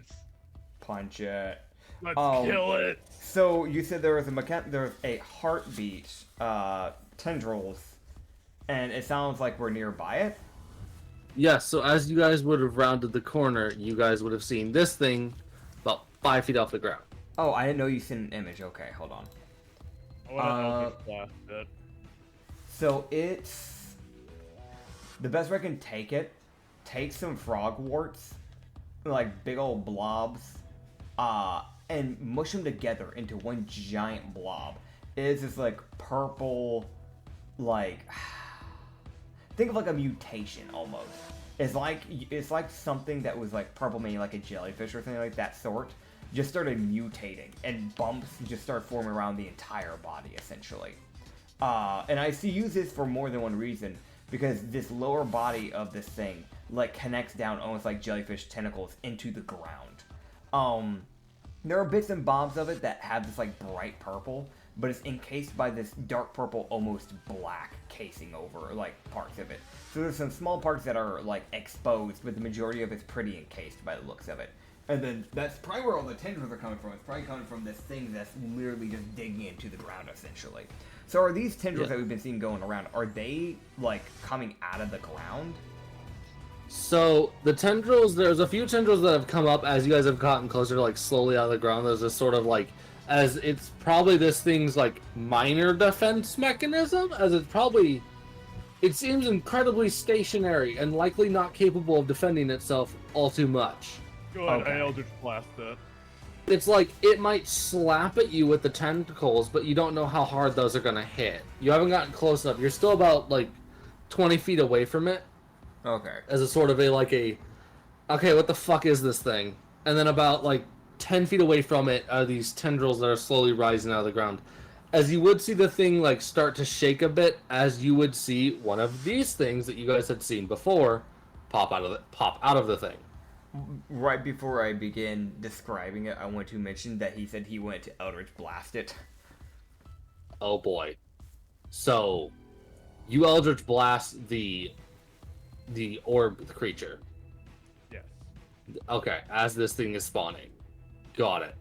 Dylan, Great. you got quiet. I did? Yes. Oh, never mind. My Oh. headphones decided to get funky. What the fuck?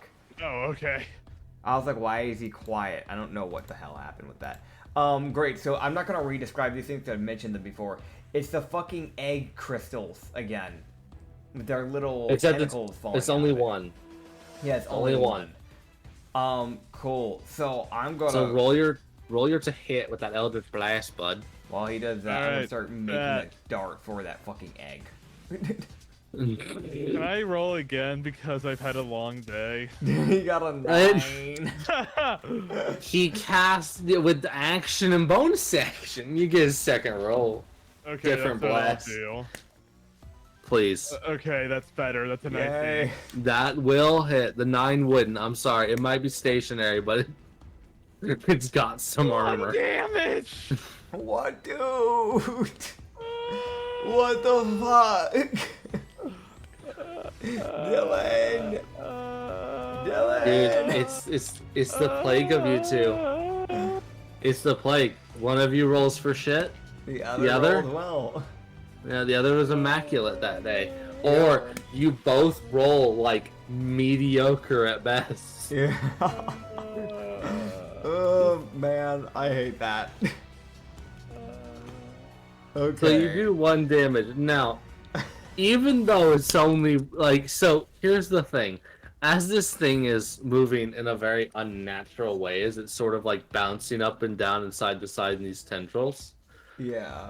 this thing's more erratic movement caused your first one to miss. As it was spawning the thing, you fired off the second one, and you essentially fired it kind of where it was, so your Eldritch Blast kind of only clips it. But as you can see, it clipping it, it does do this. You can tell that even though it's only 1 force damage, it does seem to crack the crystal of this thing. Meaning these things likely do not have all that much health. Which is why it's probably acting quickly to try and defend itself. Oh god, it's moving like the fucking that fucking Space Invaders arcade game. Got it. Wait. I don't know that. I'm sorry. I wish I did. I don't either. It's I a wish it- very old arcade game. I love arcade games. I just can't. I don't know any of the arcade games names. Like, I know arcade games, but I just don't know their names. That's the problem. Maybe it might be Galaga. Is that Galgia? another term Are you for talking it? about Galgia? No. That's what you said. Galga. I know there's Galgia. I don't think they're the same. Yeah, no, they're not. I've never heard of Galga. Galga? What are the search results? I got a moth. I got a guy in a moth I suit. think it's spelled like Galaga. G-A. Wait, no. Actually, no. It looks like that should be right. But you just put it in the Hold search on. bar. Maybe I'll just put an arcade game. Maybe that'll bring it up. Arc Oh, Galaga. Galaga. Yeah, That- that's it. That's what you're thinking of. Okay, Yeah. no, that makes a difference. Okay, I don't know if I play Galaga. You could probably buy it for $1 on your iPhone, to be honest. Yeah. Now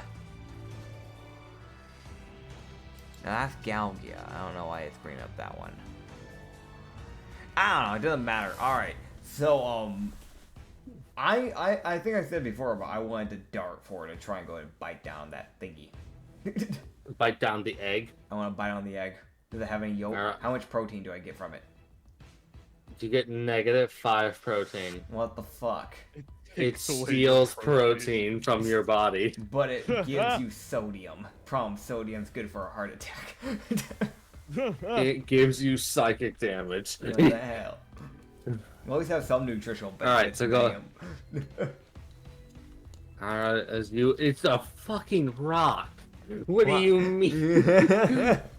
Oh man, it's got Alright, roll minerals. your Is it really hit, supposed to bud. give me some iron? Alright. True. Let me roll my 2 to hits because the tentacles. Yeah. First with a natural 17 plus 6. Yeah, that'll hit. And then a natural 18 plus 6. I wondered.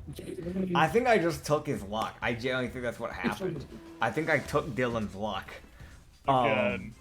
Okay, so the first bit of damage is 3 plus 2. That's 5 bludgeoning damage plus the d6 of piercing, which is 3.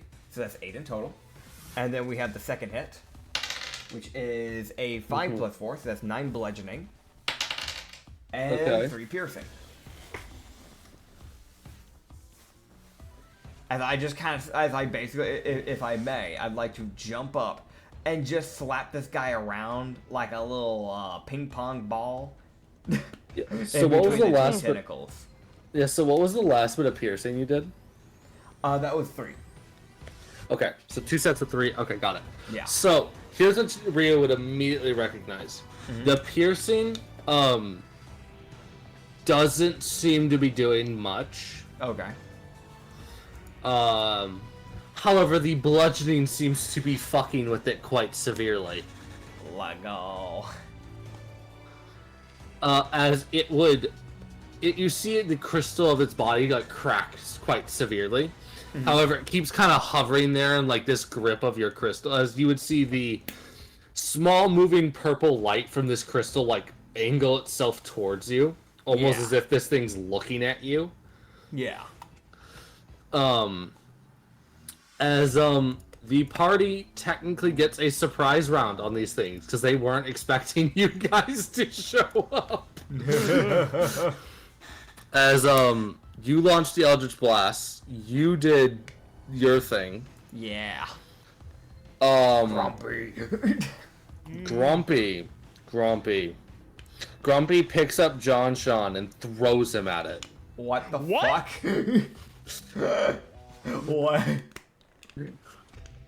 I'm kidding. He doesn't do that. Moving on. Okay. Oh, okay.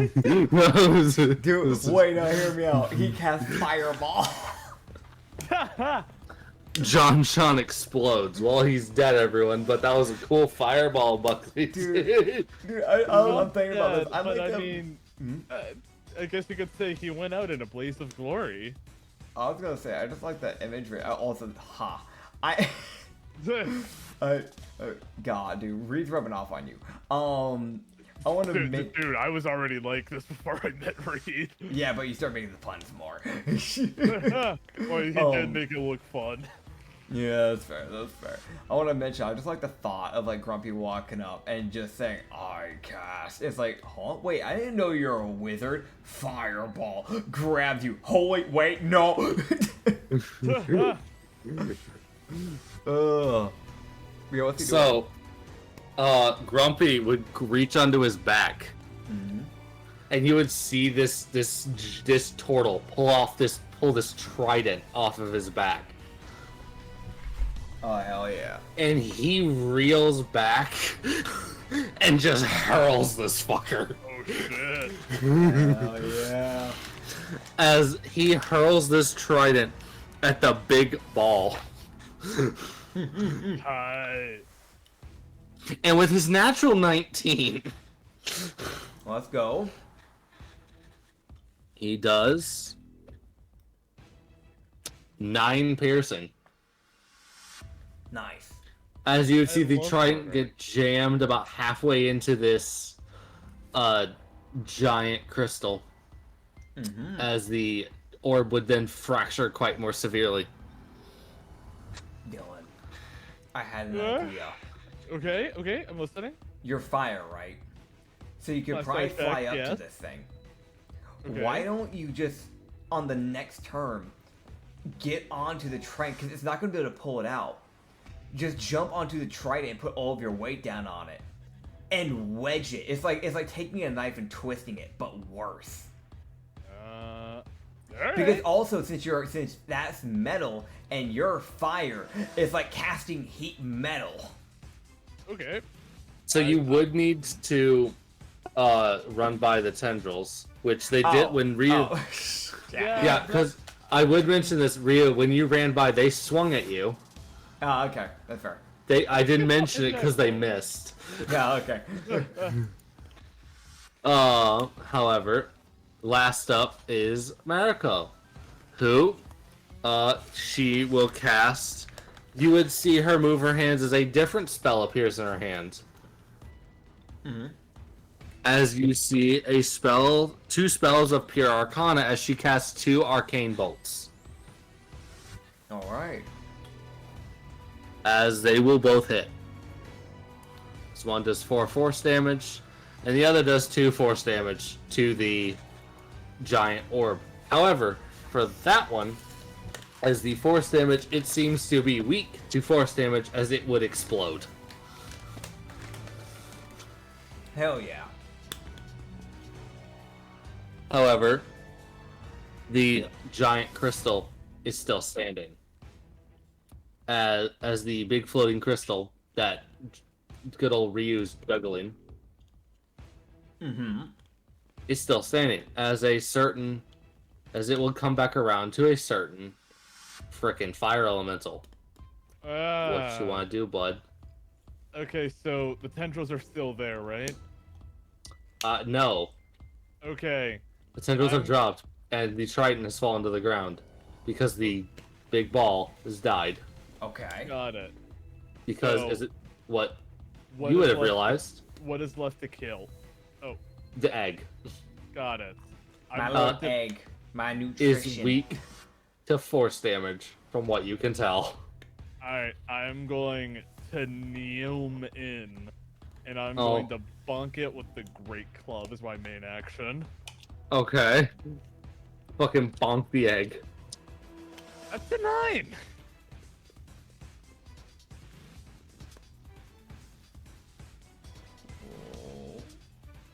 Do you have physical dice? I don't, but maybe I should invest in some. You should. You really You- should. You really should. Right? Yeah. Yeah. If you want to go to like roll 20 and roll there. I'll just put a Google Dice roller. Okay. That's fair. That's fair. That's an option. I That is will- an option. When I made my first character, unironically, I used Google Dice. Yeah. Okay, but like, Does the egg have a high AC? Is the question.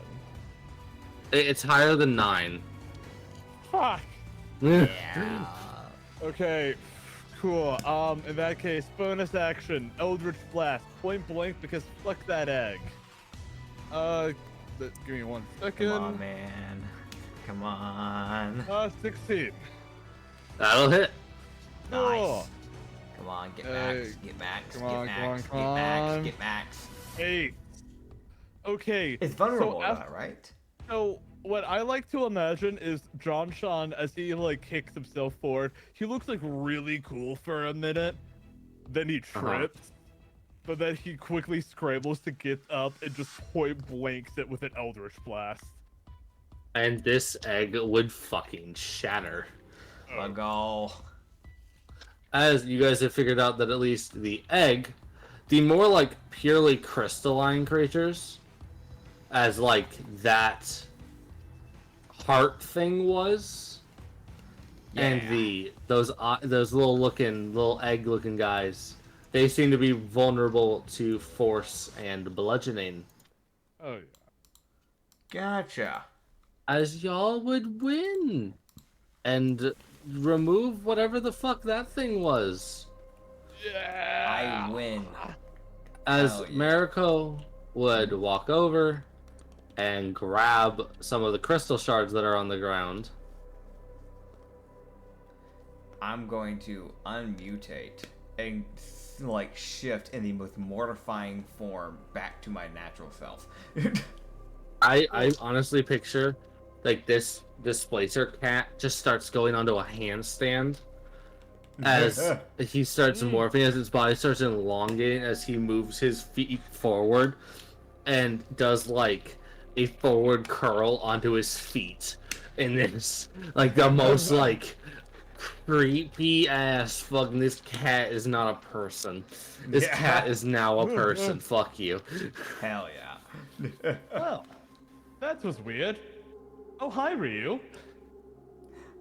I've been. He squints. Did you not know I was the displacer? John Sean just kind of stares at you for a minute.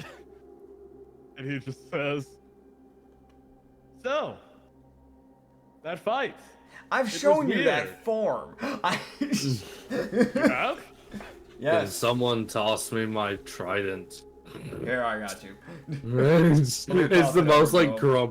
grumpy standing there like 25 feet away because the alleyway y'all are in is slightly too small, so it's the most like inconvenient. I cannot approach to grab my shit. Yeah, I'll go get it to him. Oh, it'd probably be good to have Mariko look into whatever the fuck that is. By the way. Anyway, Yes. So, Acrid, we get a level up, right?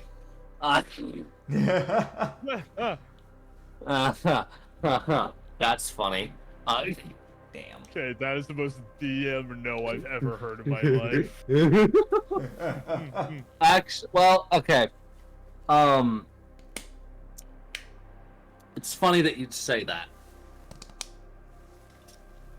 Because Yeah. technically, yes. Technically, What? Yes, y'all would gain a level up. Oh!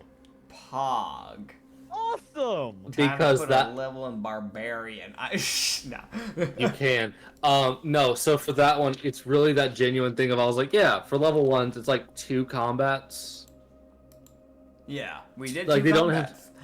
They don't have to be big. They don't have to be difficult. And for this, it's kind of more of a, this is kind of what y'all are starting to run into, is you know, these aberrations are here now. Fair. I am now a level 2 War 8 lock. Yay.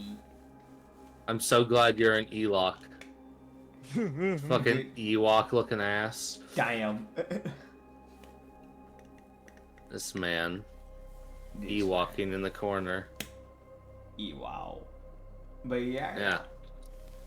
Yeah, so Mariko is leveled up alongside y'all and is now level 2 as well. Let's go. Grumpy has not changed in level. Yeah, that checked out. And The giant fucking turtle is unaffected via leveling. Can I look at the crystal? Yes, you can. Mariko is going to attempt Arcana. I would like to as well. You can. Anyone can roll. Mariko gets fuck all. Arcana, I never do well with Arcana. I got a 6. I got an 18. There you go. The barbarian got a 7. Did better than nothing. He did better than Mariko. Let that sink in. He got fuck all, but he got a little bit more than fuck all. It was still fuck all, but he got a little bit closer. Yup.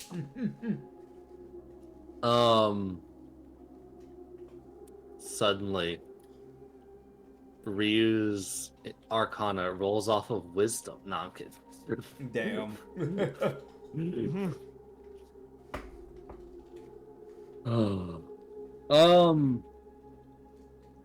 The fuck? Why is it always the sharp dice? I don't know. You lose it again? I lost my D4 for the 3rd time this session. Brother. For those counting at home, yes. Alright. So, John, Me. you are looking at this crystal. And you can tell relatively easily. And, Ryu, you said you got a 6? Yeah. Okay, that's fair, man. You gotta get a bad roll sometimes. Oh, yeah. And also kind of him, Mariko, and Grumpy all kind of come to the same conclusion. Which is, maybe we should have the wizard look into this back at camp. Yeah. Like, it's like, okay, let's let the bitch who's just sitting there studying shit, study this. But, Fair. good old John Shun, you would be able to pretty quickly piece together. These guys, this crystal, this egg, as you guys have been calling it, it kind of clicks for John that these things aren't just a group. These things are not only just otherworldly, they serve a more defined purpose.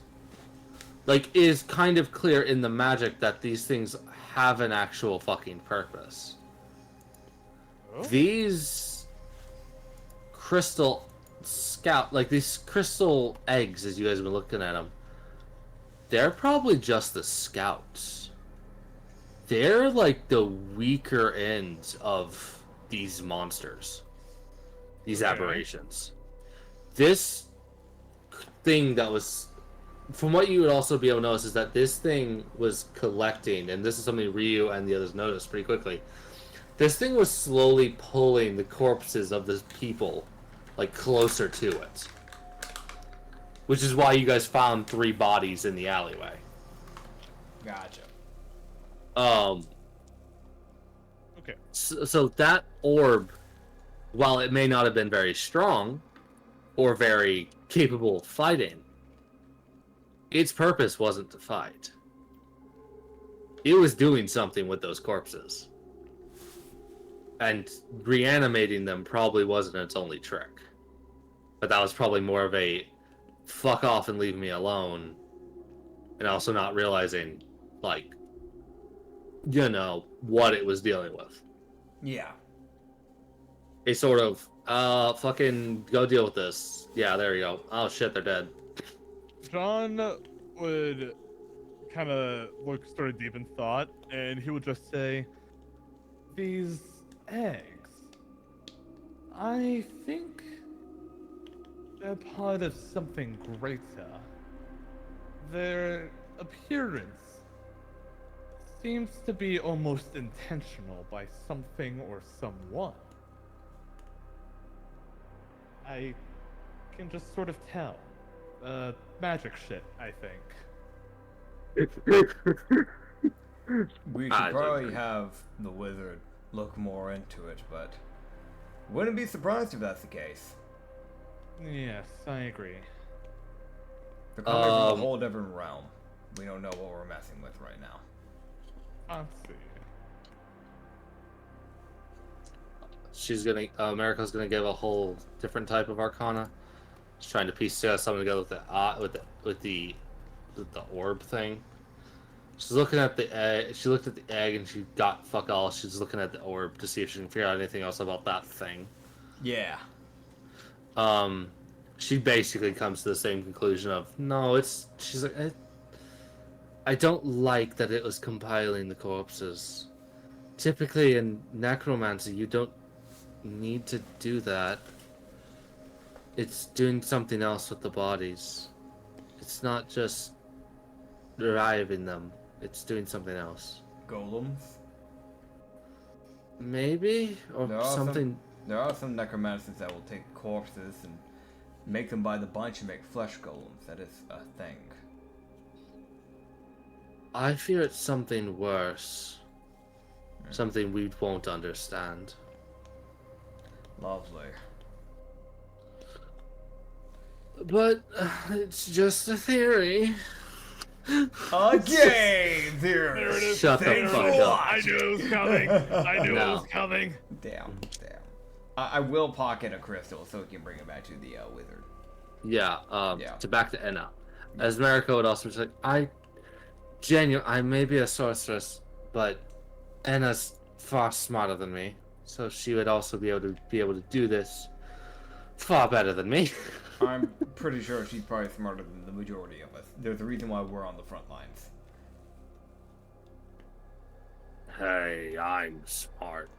You weren't saying you weren't, buddy. She's just smart. If that makes any sense. Fair. You're battle smart. There's a difference. Yeah, there's magic smart, and then there's I'm gonna handle this war. Exactly. You're also quite muscle smart. I can't imagine how long it must have took to get gains like yours, my friend. Also, technically, if I am doing the training system that Nitz is doing for Roman Harbor, Hell yeah. so I think I mentioned that, but I don't. I don't remember. You Yup. mentioned doing an idea of training, but you never quite nailed it down on if it's So- exactly like how we're doing with Roman Harbor or if it's a bit different. Yeah, so I think it is going to be like Roman Harbor. So if y'all wanted to gain proficiency in anything, go. Okay. So get a proficiency with a +1 to a random stat or mechanic. You get a free mechanic, that type of thing. Yeah. Good. Okay. So for this one, because it was kind of a nyeh, Yeah. I kind of fucked up. It's fine. If y'all want to gain a proficiency and a stat bonus of 1, y'all can. I will. I'll put Or it if you on have, Arcana. or if you fucking fair. Because I need Be that. like, I'm gonna Yeah. need this. Oh man. And boost his intel by yeah. 1. That's the plan. I'll think about it later. Poke. Yeah. So Wow. Yeah. Yeah. So I'm gonna grab that rock. I'm gonna head out of this little joint area. I don't want to be in the alley. yeah, no, everybody heads the fuck out of that alleyway, and you guys would then now luckily no one really got hurt. Yeah. Like, you got hurt a little. But that was all What? the monster stat. Yeah, I was off the monsters block, so you're like, I'm fucking mad chilling. Yeah. I can only use that thing once a day too, so it's not like I can like abuse it or anything either. No, but that was he's sitting there like, that was a good time to use that. Yeah. So yeah, you guys can either huddle out in a building for the night or keep going. Sleeping's kind of fun. It'd be good to have proper shelter, so. Yeah. Alright, cool. So, do you guys want to go more towards the center or the edge of town? Like, you guys can camp out, like, in a building near the edge of town where you guys would be leaving, or you guys can stick more towards town square. It's up to The you. edge of town makes more sense in this case. Yeah. Okay.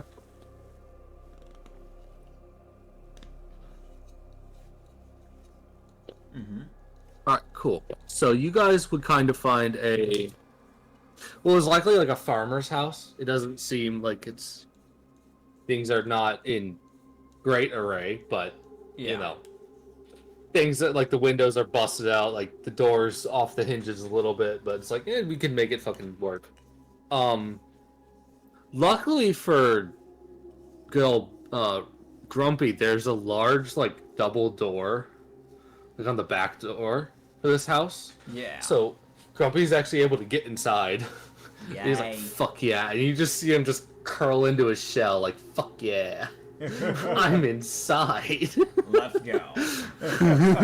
Darkness surrounds me. I'm chilling. I'm mad chilling. So yeah. Yeah. As so yeah, the night would go by pretty much uneventfully. Because you guys are in shelter, as far as y'all are aware, these things don't actually know how to use doors. Yeah. They don't quite understand the concept of a building yet. Yeah. Which, the actual beasts, like those eggs and whatever the fuck the other things were that you guys saw in Hivanir, those things probably won't figure out how buildings work. It's whatever the fuck the people are becoming that are going to be the more the problem when it comes to doors. Yeah. So it's like, okay, we don't have to worry about the actual incoming aberrations understanding how doors work. It's the fuckers that are being turned into aberrations that are going to be the problems. That's fair. Yeah. So, you guys would wake up the next day as, yeah. As we wake up the next morning, and, do we you end guys... up there, or do we keep going? That's up to you guys. If you guys would like to go into the next town, We're 2 hours can. in. I have an end-off point in the next town that we can do, or we can end off here. Do you want to keep going until we get to the next town? Yeah, that's fine. All right, cool. I had a little planned end-off point, so... Fair. I want to make sure that everybody was good on time, so... Yeah. Because I know, like, in an hour we'll have to dip, probably, because, D&D. In the other group. Yeah. Yeah. Yeah. My other D&D session got canceled because the guy has overtime. Damn. Bruh. Yeah. He has to work. Yeah, that is forced. Mandatory overtime. Mandatory overtime. And it's double now. It's going to be double soon. Feel bad for the dude. Oh yeah, no, it's terrible. And he's sitting there like, I was at a good point in the story. Are you fucking kidding me? God. Okay.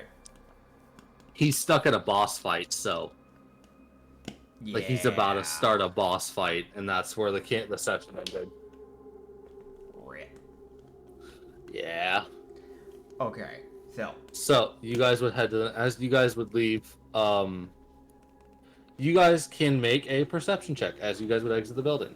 Exit the city. My eyes. You better roll well, 'cause I rolled a nat 1. I've got a 7. Buckley, coming in strong. Buckley is the only one. Grumpy with that 22. Yeah, with that 22. And his sheer height. Yeah. Buckley. Oh. He would just kind of make a light as you guys are exiting. As he kind of like, you see him kind of look up a little bit as he like kind of peers over a building. Mm-hmm. And he goes, I don't remember seeing that before, but I might not have noticed it. What? Oh, it's just a carriage. A carriage? Yeah. Huh? Any horses? No, doesn't look like it. It'd be good to look into it. I just saw the top of the carriage. I didn't remember seeing it yesterday, but I wasn't really looking for it. I was really looking around. I was looking around and I didn't see that either. I'm gonna go check it out. All right. And I'm I gonna have will sickles follow. ready just in case. So, as you would start walking towards it, he can re-roll a perception check because he's kind of more on high alert, and he has advantage. 16 plus 5. Hiya! Yeah, 16 plus 5, 21. Okay, cool. 19. Neat. Both of y'all, as y'all walk up, y'all would start to hear something. Okay. Ryu and John Sean. Buckley kind of hangs back because or Grumpy hangs back because he's like, I'm large. I'm going to be noticed if there's anything over there, Fair. and I'm loud. Mariko's kind of lightly following behind y'all, and because y'all are leading, she was using the help action on you guys. So it's like a double help. There you go. Whoa. Fair. She helped one, and Grumpy helped the other. I love helping. Yeah. Fucking look over there. Yeah. You guys would start to hear the sound of crackling. Oh, is As- someone cooking? Something is cracking. As if something is... It almost sounds like someone's formed up too much static electricity.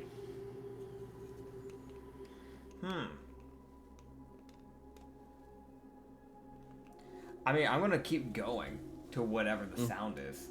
Yeah, I'm also curious. Get sickles Yeah. ready to go. Yeah, as you guys would start to round the corner, you guys would see this carriage, which Grumpy couldn't see if anything was pulling it. As far as he could tell, nothing was. Yeah. But from what y'all can tell now, it does seem to be being pulled by two, like, lizard-like creatures, Okay. which are more common in the Mountain Dynasty, as they are more Okay. capable of traversing rocks without risking, like, breaking their legs. Yeah. However, the person standing nearby, they would instantly recognize as something is terribly wrong with them. Okay. As you guys would see, this guy. Fuck you. I had a feeling. What? However, Hazir. his what as this is Hazir, however, he is no longer yellow, he is purple. Oh, fuck off. Okay. Hazir's from the Brothel campaign. He was my first ever bouncer. He is this lightning genasi that at one point he was human, was cursed by a lightning god by accident. The god meant it to be a blessing. It became a curse. He couldn't touch anybody because his entire body was covered with electricity. He had a normal human body, black hair, was put up pretty long, like up in a ponytail. He never really wore a shirt because he wasn't able to due to the electricity problems. So he only wore these like black pants that were basically scorched. But now, from what I understand, is that his body would still be that similar like whitish skin color, but the arms and legs are still black. But now that yellow bit they used to search through is now purple. Yes. He Gotcha. has not seemed to notice you guys. See, I know what I as a person would do, but Ryu's gonna roll a investigation or insight. I want to try and gauge and understand what fully is going. Actually, would Arcana make sense? Because I'm trying to pick up on like if he's been, I guess, fucked with. Yeah, you can roll an Arcana to try and understand how distorted he is. Could I Fucking hell! 5 roll an plus 4 is Arcana 9. too? My modifier's good. So Mariko would give Rio advantage with Aye. help, and Grumpy would give did you say you wanted to roll as well? Grumpy gives you advantage. That's it. I rolled better the second time. I want to mention, I love how the one thing that I'd never roll well on is the thing that Ryu is supposed to be good at. 13. 16 plus 4. Dirty 20. Okay. So, that reality distortion understanding is really coming in clutch here. Okay. And I'll be totally honest with you, Nits. Eventually, with reality distortion, you will just have advantage on Arcana naturally. Okay. That's gonna come eventually. It's one of those, like, a little later down, not level 2. Yeah. I'm sorry. Yeah, no, it's fair. It's fair. I'm doing my best to help you. It's like, help. I'm sorry. Yeah, nah, it's just really unlucky rolls. It's the weird thing of like I've rolled well for everything but that, and it's like the one thing that I would actually prefer to have rolled better on out of the other things. I couldn't give a fuck if I rolled horrible on combat. Yeah, no, it's like honestly, this is a genuine thing. Sometimes if you just want to pocket a nat 20, just say, hey, I got a nat 20. I'm not fucking using it. I'm re-rolling. Fair enough. Because like for moments like this where you're like, there is also a thing in my worlds that is a thing called Fortune's Gambit. Yeah. Where you can just decide, I want a nat 20. And you get it. And every time you roll, I will roll a d20 as well. And should I roll a nat 1, or you roll a nat 1, that's when Fortune itself goes, okay, you paid your due. You had a crit fail for your crit success. Fair enough. So it's like you're not rolling with disadvantage, but I'm rolling with you. Just to see if Fortune decides to fuck with you. Alright. And those can stack. If you really just want to be like, no, fuck you. I want to use Fortune's Gambit 4 times. I'm like, all right, well, here's 4 dice for every single fucking check you do. I pray they start rolling nat 1s on things that aren't important. Fair. But yeah, what do we got? So, Ryu would understand that this guy, Hazir, is, but he doesn't know his name, he's been fucked with. In the fact that his body itself is still the same as if he was still normal, but it seems the core of his lightning has been twisted with psychic. Okay. He can tell with his reality, and this with that dirty 20, he's barely able to get this. This guy doesn't seem to be fully gone. But if it came down to you guys, it would be I don't think he's gonna come quietly. But we need to get him. You need to either get him to distort reality to twist him back, or you need to get him to either the time got to y'all's time man, Darius, or Anna maybe can fix it. It's one of those eventually. It's one of those you don't know how to fix it yet. But from what you can tell, also this carriage seems to not just fit one person. Yeah. So there is that slowly rising concern that, and Ryu would also notice that there seems to be multiple signatures of reality distortion coming from that carriage. Gotcha. And it seems the animals themselves have also been distorted. Okay. So this group was a wandering carriage that seems to be still mindlessly wandering, stopping in a town for a few days, sitting there, going to the next. And this is something that you guys would be able to sit there and go, the other groups need to be aware to either avoid this carriage at all costs, or likely get ready for one hell of a fight. If I can from a distance, I try to... I have 2 mana slots. Yes. I failed the last time I tried to do this, but I want to try and do it again. Can I try to get rid of that distortion magic? You can. You can try. And you get help action. I don't... And, you get a help action from Mariko. Okay. The first one, the first roll for this, out of my 2 possible ones, if I have to roll a second time, is a dirty 18. A dirty 18, okay. Yeah. So, let me roll something. Oh. Got it. So, Rio, you would be able to, as you start moving your Arcana forward, you would be able to kind of slowly start twisting this distortion field. Mm-hmm. You would not be able to fully get rid of it immediately, Yeah. but you have begun this process of, okay, wait, this is working. It's slow, Yeah. but I'm slowly getting there. Now, I don't know where this guy's sanity is going to be when if I reset him. So and I also don't know how the rest of that carriage is going to react to this, but Yeah. I am slowly working on this one guy. If I can, while I'm working on this guy, I'm just gonna look at John Sean and just kind of go, John Sean, grab the others just in case. This might get messy. John has absolutely no clue what the fuck is happening, so he'll just take Ryu's word for it. Yeah, that's Then fair. Ryu is honestly sitting there. I can say this with a British currency. He's like, if this fucks up, I need to start running. Mm-hmm. Yeah. Because he's sitting there. He's like, there's no fucking way this dude isn't athletic as hell. Yeah. Oh man. Right. Okay.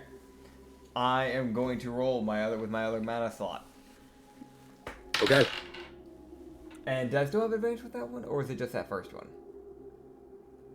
You get advantage from Mariko again. Okay. I was double checking before I started rolling the second time. Well, it didn't matter. I rolled a 2 and then a 4. So 4 plus 4, 8. Fuckly hellpacks. You can give a help action too if necessary. Technically, yes. Alright. Because no one else is. It's one of those genuine things of you technically can roll 4 times here. Okay. Gotcha. The highest I got was a 14. So 14 plus 4 again. It's an 18. I know that's a weird, like, well, I'm getting a lot of rolls here. Fuck all anyone else can do in this moment. Yeah, it's fair. It's fair. Like, the best Buckley can do is throw a rock at the guy. He's not pretty sure that he doesn't think that's gonna help. Not really. As I will now need to roll. As you would note, as Ryu would slowly start continuing to twist this mana field, he would also notice that this guy's mana also seems to start working with him instead of against him. Okay. As it's this guy's own personal mana is now also starting to work with this. No, please let me fucking free of this fucking. Okay. As I will now roll a. Okay, that's that. That's. Oh. As Ryu would see the purple crackling that's going on this guy's body switch to a more like. It's a more. It's much darker than it. It's much like a dark yellow, like kind of like a burnt gold color. Okay. As this sort of like he's back. Probably it seems to be a lightning Azamar now that he's actually getting a good look at what this guy used to be. Gotcha. It's like, okay, you're not fully back, but you're back enough to think. Gotcha. It's one of those like he's back, but he's not going to be able to get fully recovered until he's out of this place. Okay.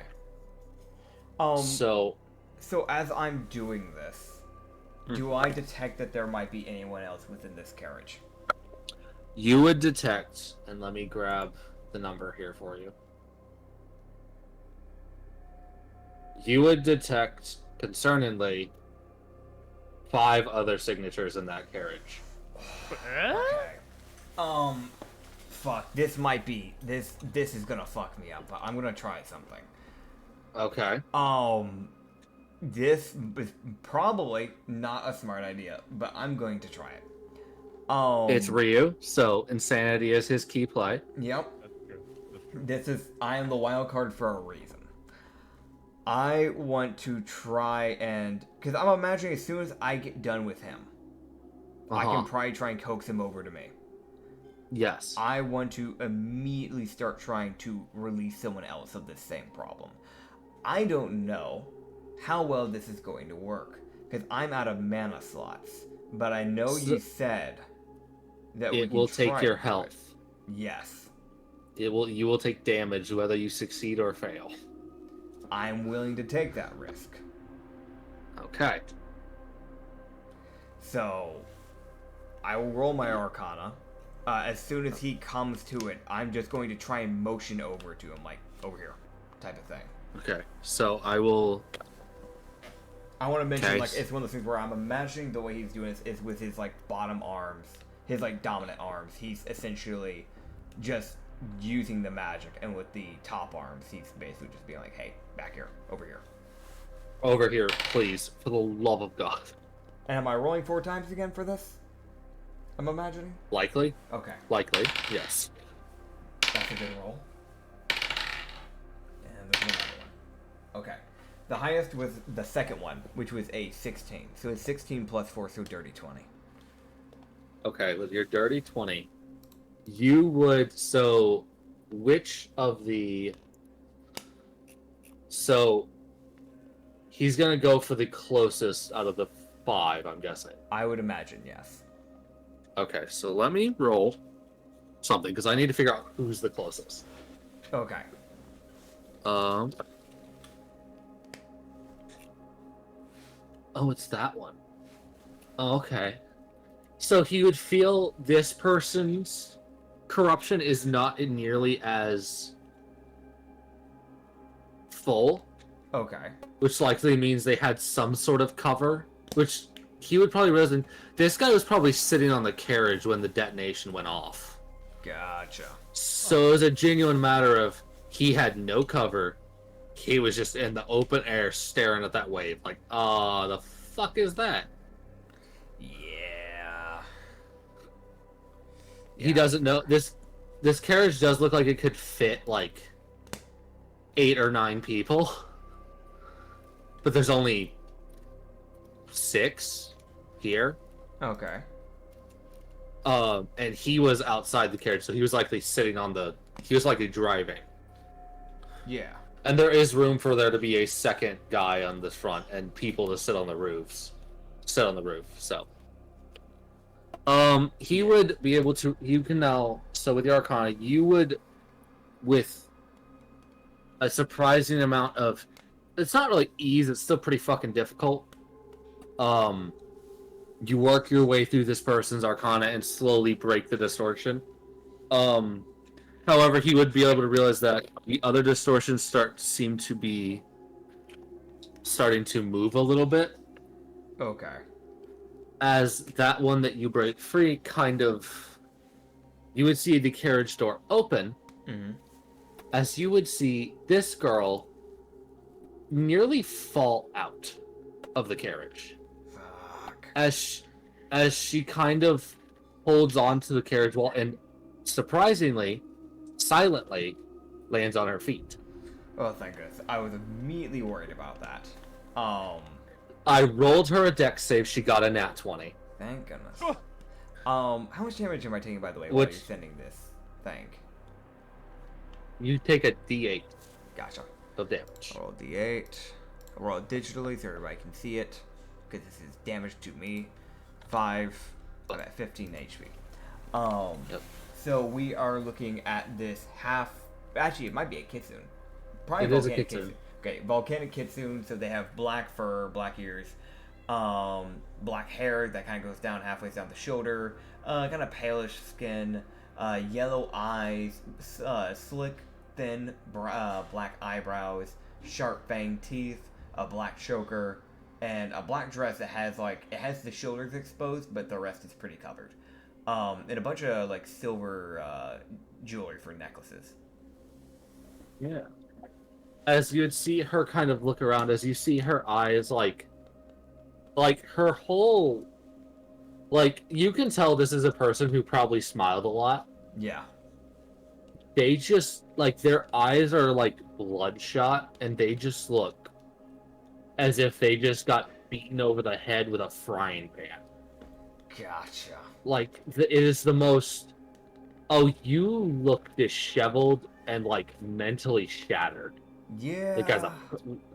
And the guy that wanders towards you, he makes his way over, and it's You can tell this is a guy that's probably pretty fucking stable on his feet, and he's stumbling a little bit as he's walking. Like, it's like, I don't have my full hand-eye coordination. Gotcha. Okay.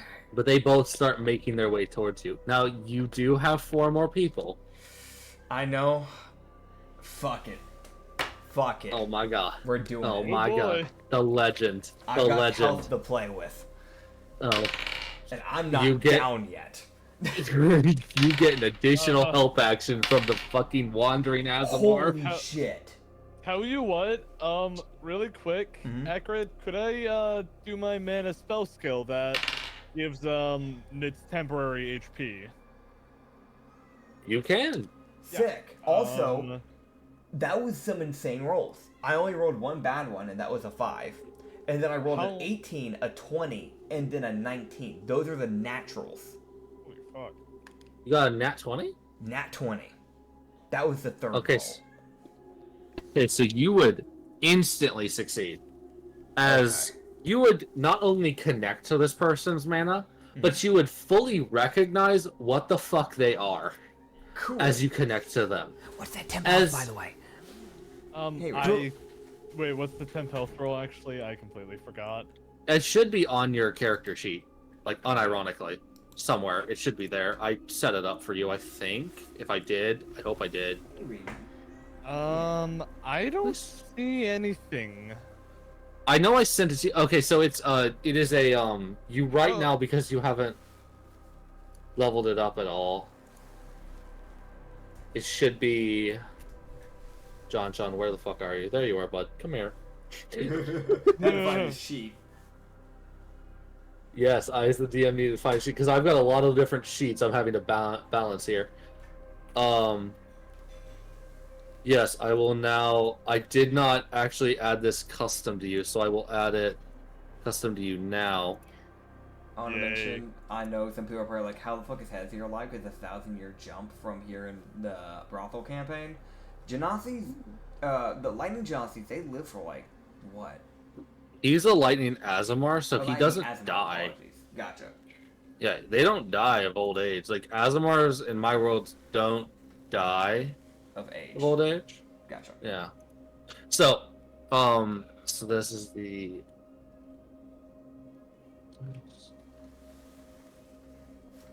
Yeah, I'm gonna need that temp health.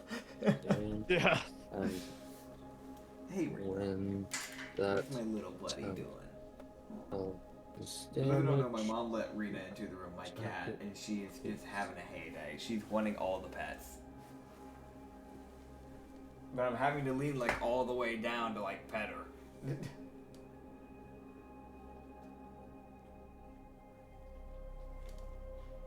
There you go.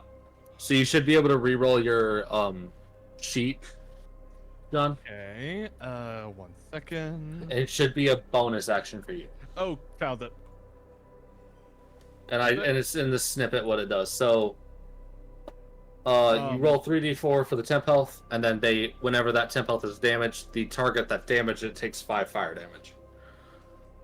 Okay, so I can give. So I got a 11. So So he gains 11 temp health. Okay, That cool. is actually huge. That's Yeah, actually huge. Yeah. I got almost max, which is awesome.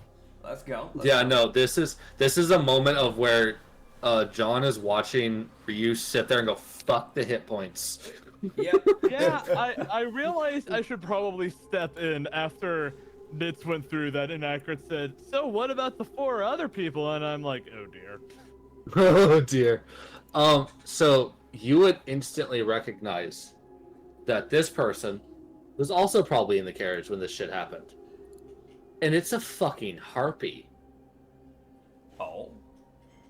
As you would see, the harpy would also, as you, with a nat 20, very quickly distort your way through her magic pretty fucking fast. And you're like, all right, cool. I need you to get the fuck out of there. On to the next. Gotcha. As you would see this girl make her way out, and due to the absolute success of you distorting, like getting rid of the distortion, you actually remove it completely from her. So Sick. she's like about as fine as you can be for someone who just got Brutally. mind corrupted, Yeah. like by whatever the fuck is controlling these people. So the harpy we were speaking of, they still have the human like body-esque, but they have the harpy wings sprouting from their back, and then these like talons for hands. I can't see the underbit, but I'm guessing, is it more humanish or is it more like? Because I know some harpies have like talons. It's very similar to their upper body. I can say. Okay. That. So it's that same sort of like feathered, like human-esque body. Okay, so they still with have like the talon more, feet. They still have the more human-like legs and knees and calves, but they have these like talon-like feet. Yeah. But the arms and feet, technically, since these bits are talon, is like this like dark brown. But the rest of their skin, which is this more human-esque, is this like almost angelic white. Almost, it's like a very bright snow white. But not quite to the degree where the feathers are, because the feathers are even brighter. They're like just a flat out, just base paper white, essentially. But she has these feathers that go like, that kind of connect into her hair and mix around. She has like shortish hair, but to be fair, it kind of mixes with the feathers, so, the feathers on her wings are more brownish. But the feathers on her body and hair are more whitish. She also seems to have like this weird like kind of like mini wings on her head that have kind of formed. Lastly, she does have a head accessory that goes over the forehead that's kind of has some type of like golden crest or something of that sort. And the weird thing about it is the eyes. So like normally the pupils, it has like there's like 3 circles within your eyes. You have the white bit and then you have the circle and then the circle. You know what I mean? Yes. It's just one big circle instead, and it's just like grayish. And the part of your eye that's normally white is almost like a dark gray, like not quite a charcoal gray, but I would say like it's a decently dark gray. Yeah. Yeah. She's making her way. She's wearing enough clothing. Okay, gotcha. Yeah, it's a brothel campaign. It's one of those. Yeah. Yeah. It's also that weird thing because of harpies. Like, there's 2 races that most people look at, especially like there's like harpies, fairies are looked at like if you're wearing literally anything, that's fine. Just like we're not gonna get mad at you. Yeah, because the wings and everything kind of gets in the way. The wings, the feathers, like, it's a bitch for them. It's like, alright, time to custom order literally a t-shirt. And a D8 of damage again. Let me do that. Yep. That is 6. Ooh. Thank you for the 10 health. The universe takes 5 fire damage. Yeah. Take that, bitch. What the I don't have to even roll the other ones. For the third one. I'm taking a picture of this. Hold up. Oh my god, it's a nat 20, ain't it? It's a nat 20. It's a motherfucking nat 20. Hold on, I'm sending this. Oh my I'm word. sending this. It's nat 20 galore. Brother. Granted, we've gotten a lot of nat 1s tonight, too. But, like, that's a lot of nat 20s. Granted, also, if there's ever a moment where you need to not fuck up a roll, Yeah. it's when you're fucking with distorted magic, and you really don't want it to go backwards. Yep, that's true. Or to alert them. I'm trying to send this. But, I mean, yeah, if you want to let me know what happens to that nat 20, here it is. So I rolled to see who is next. Uh-huh. And you would realize with this nat 20 that nat 20 is honestly barely enough to set this one free. Ooh, okay. Meaning this guy was probably in a similar state to the other guy in the fact that this allows you to complete 2 checks at once. Gotcha. As you would see a guy who also slowly makes his way out of the carriage. Yeah. And you would see a much more finely dressed person step out, Okay. as Nitz will immediately recognize as well. Fuck, Hadler. So Hadler was a driver of the brothel campaign. I forgot he could. What? He's a necrotic Azamar, right? Got a nice hat. I thought you said ass for a second. I was like, hold up. Yeah, no. So he has this like top hat, and he's known to play with these cards. I've seen him fight. He uses these cards like a weapon. He has this brown trench coat that's really well taken care of, and it has these like intricate details around the collar bit, and the collar's kind of popped. A dark brown, like almost like a leather brown, slightly darker than his trench coat, vest that goes over this white dress shirt. He has these black pants with a black leather belt that has some like basically black leather straps that kind of go over it, probably to hold whatever like rental equipment he has with him at the time. He also has like his right eye glows this like yellow. Yeah. And yeah, he's come out of there. He steps out, and you can immediately tell that out of the bunch, Yeah. he seems to have been recently injured, or the fact that he was injured by the wave itself. As there is a light bit of dry blood that is on his, like this, like a more like a brackish blood, because necrotic asthmars have more like a black blood. Yeah. But it is like seeped from his mouth and is kind of covered like the left side of his face a little bit. Fair enough. I will roll my As- d8. Yes. As 1. you would recognize, there are only 2 left. Okay. One of them seems to have a weaker signature of distortion. The other seems to have a similar strength to the 2 Azamars you freed. 16, 6, 15, 9. So 16 plus 4, dirty 20. 30-20. Okay, so let's see who was closer. Because it's just an immediate jump. Yep. Alright, his thing jumps to the weaker signature. Okay. As he would not immediately recognize what this person is, but they would see her make her way out. Okay. Slowly and cautiously. I want to As mention, you can... yeah. I want to mention, I did not expect having reality magic to be this fucking useful. I'm gonna be real. I mean, you're just the new main character, I guess. I guess. Sorry for taking the spotlight, man.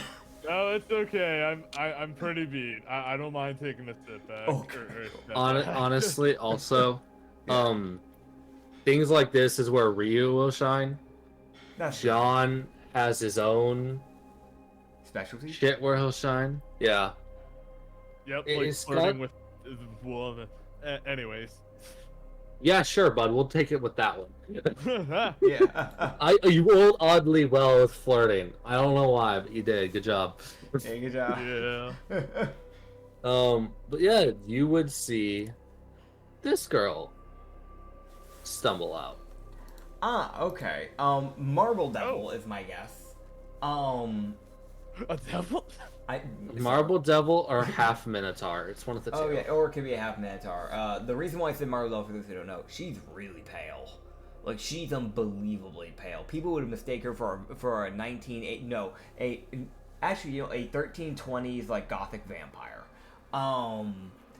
She has this white hair. It is very lush and is very thick. Is the best way to put it. There's a lot of hair there. It goes down to like her hips. She's also one of those people where she is like 70% legs and like maybe 20% torso, and that's a maybe. She has these like almost elven ears that kind of point out so there might be some like elvish history going on in her family.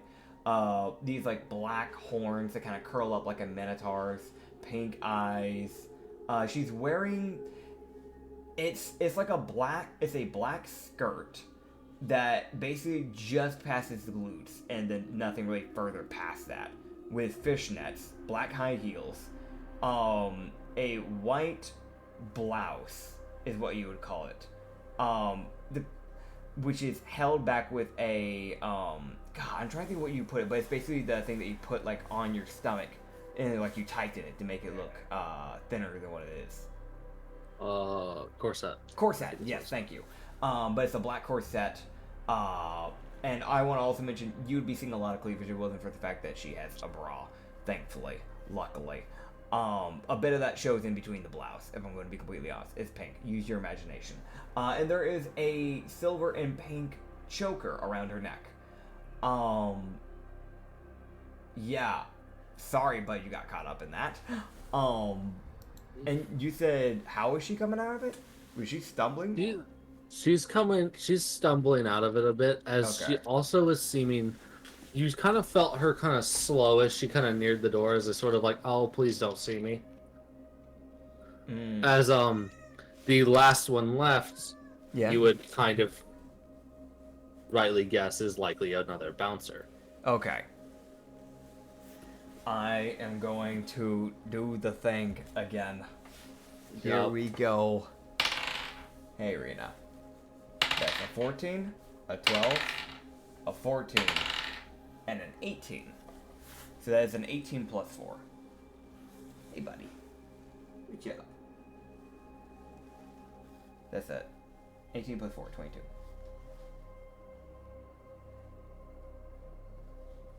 Hello? Hello. Hello. Hola. Did you get what I said? Yes. So Okay, you I have was double dirty checking. 19. There was like nobody talking. Yeah, no, it was 18 plus 4, so dirty 22. Oh, that's Oh. just an epic prank, Nitsify. God. Oh, well, what a scam! All right, you would get through the first set of this pretty easily. Yeah. As there's now you need to roll again to finish off this guy's distortion. All right. Let's see. That's 1, 2, 3. What the fuck? What the fuck? So that was a 15, then a 4, and then a nat 20, and then a nat 20. Can I pocket a nat 20 and use the other nat 20? Yes, Nah. ma'am. My favorite D&D resource, pocketing nat 20s. Honestly, go for it, bud. You rolled enough okay. of them. I'll just Bro write thinks notes. this is Animal Crossing, putting all kinds of stuff in his pocket. Oh, you know it, man. I'm just gonna write down underneath Potion of Confused Invisibility, pocketed nat 20. 1 second, I'll just pocket literally luck itself. Can you? I like to imagine it's like everybody's like watching Ryu do his thing. You see this like random dice begin to form, like in the air, and he just grabs it and puts it in his pocket. Like, wait, what the fuck was that? No, hold up. You can't just. As the last one to step out, as you would just finally finish off distorting all the magic, curing this guy of his issue as well. Okay. As you would see this guy step out. What the fuck? Okay. Yeah, so he was around during the Catsuit campaign. In fact, only 2 of these people have been. So this is a, like, pale, like, almost bluish person. He's got, like, his canine teeth are insanely sharp, but the rest are kind of dullish. Pretty human looking, right? In the fact of his body. Except for his, like, hands, which get kind of, like, demonic almost.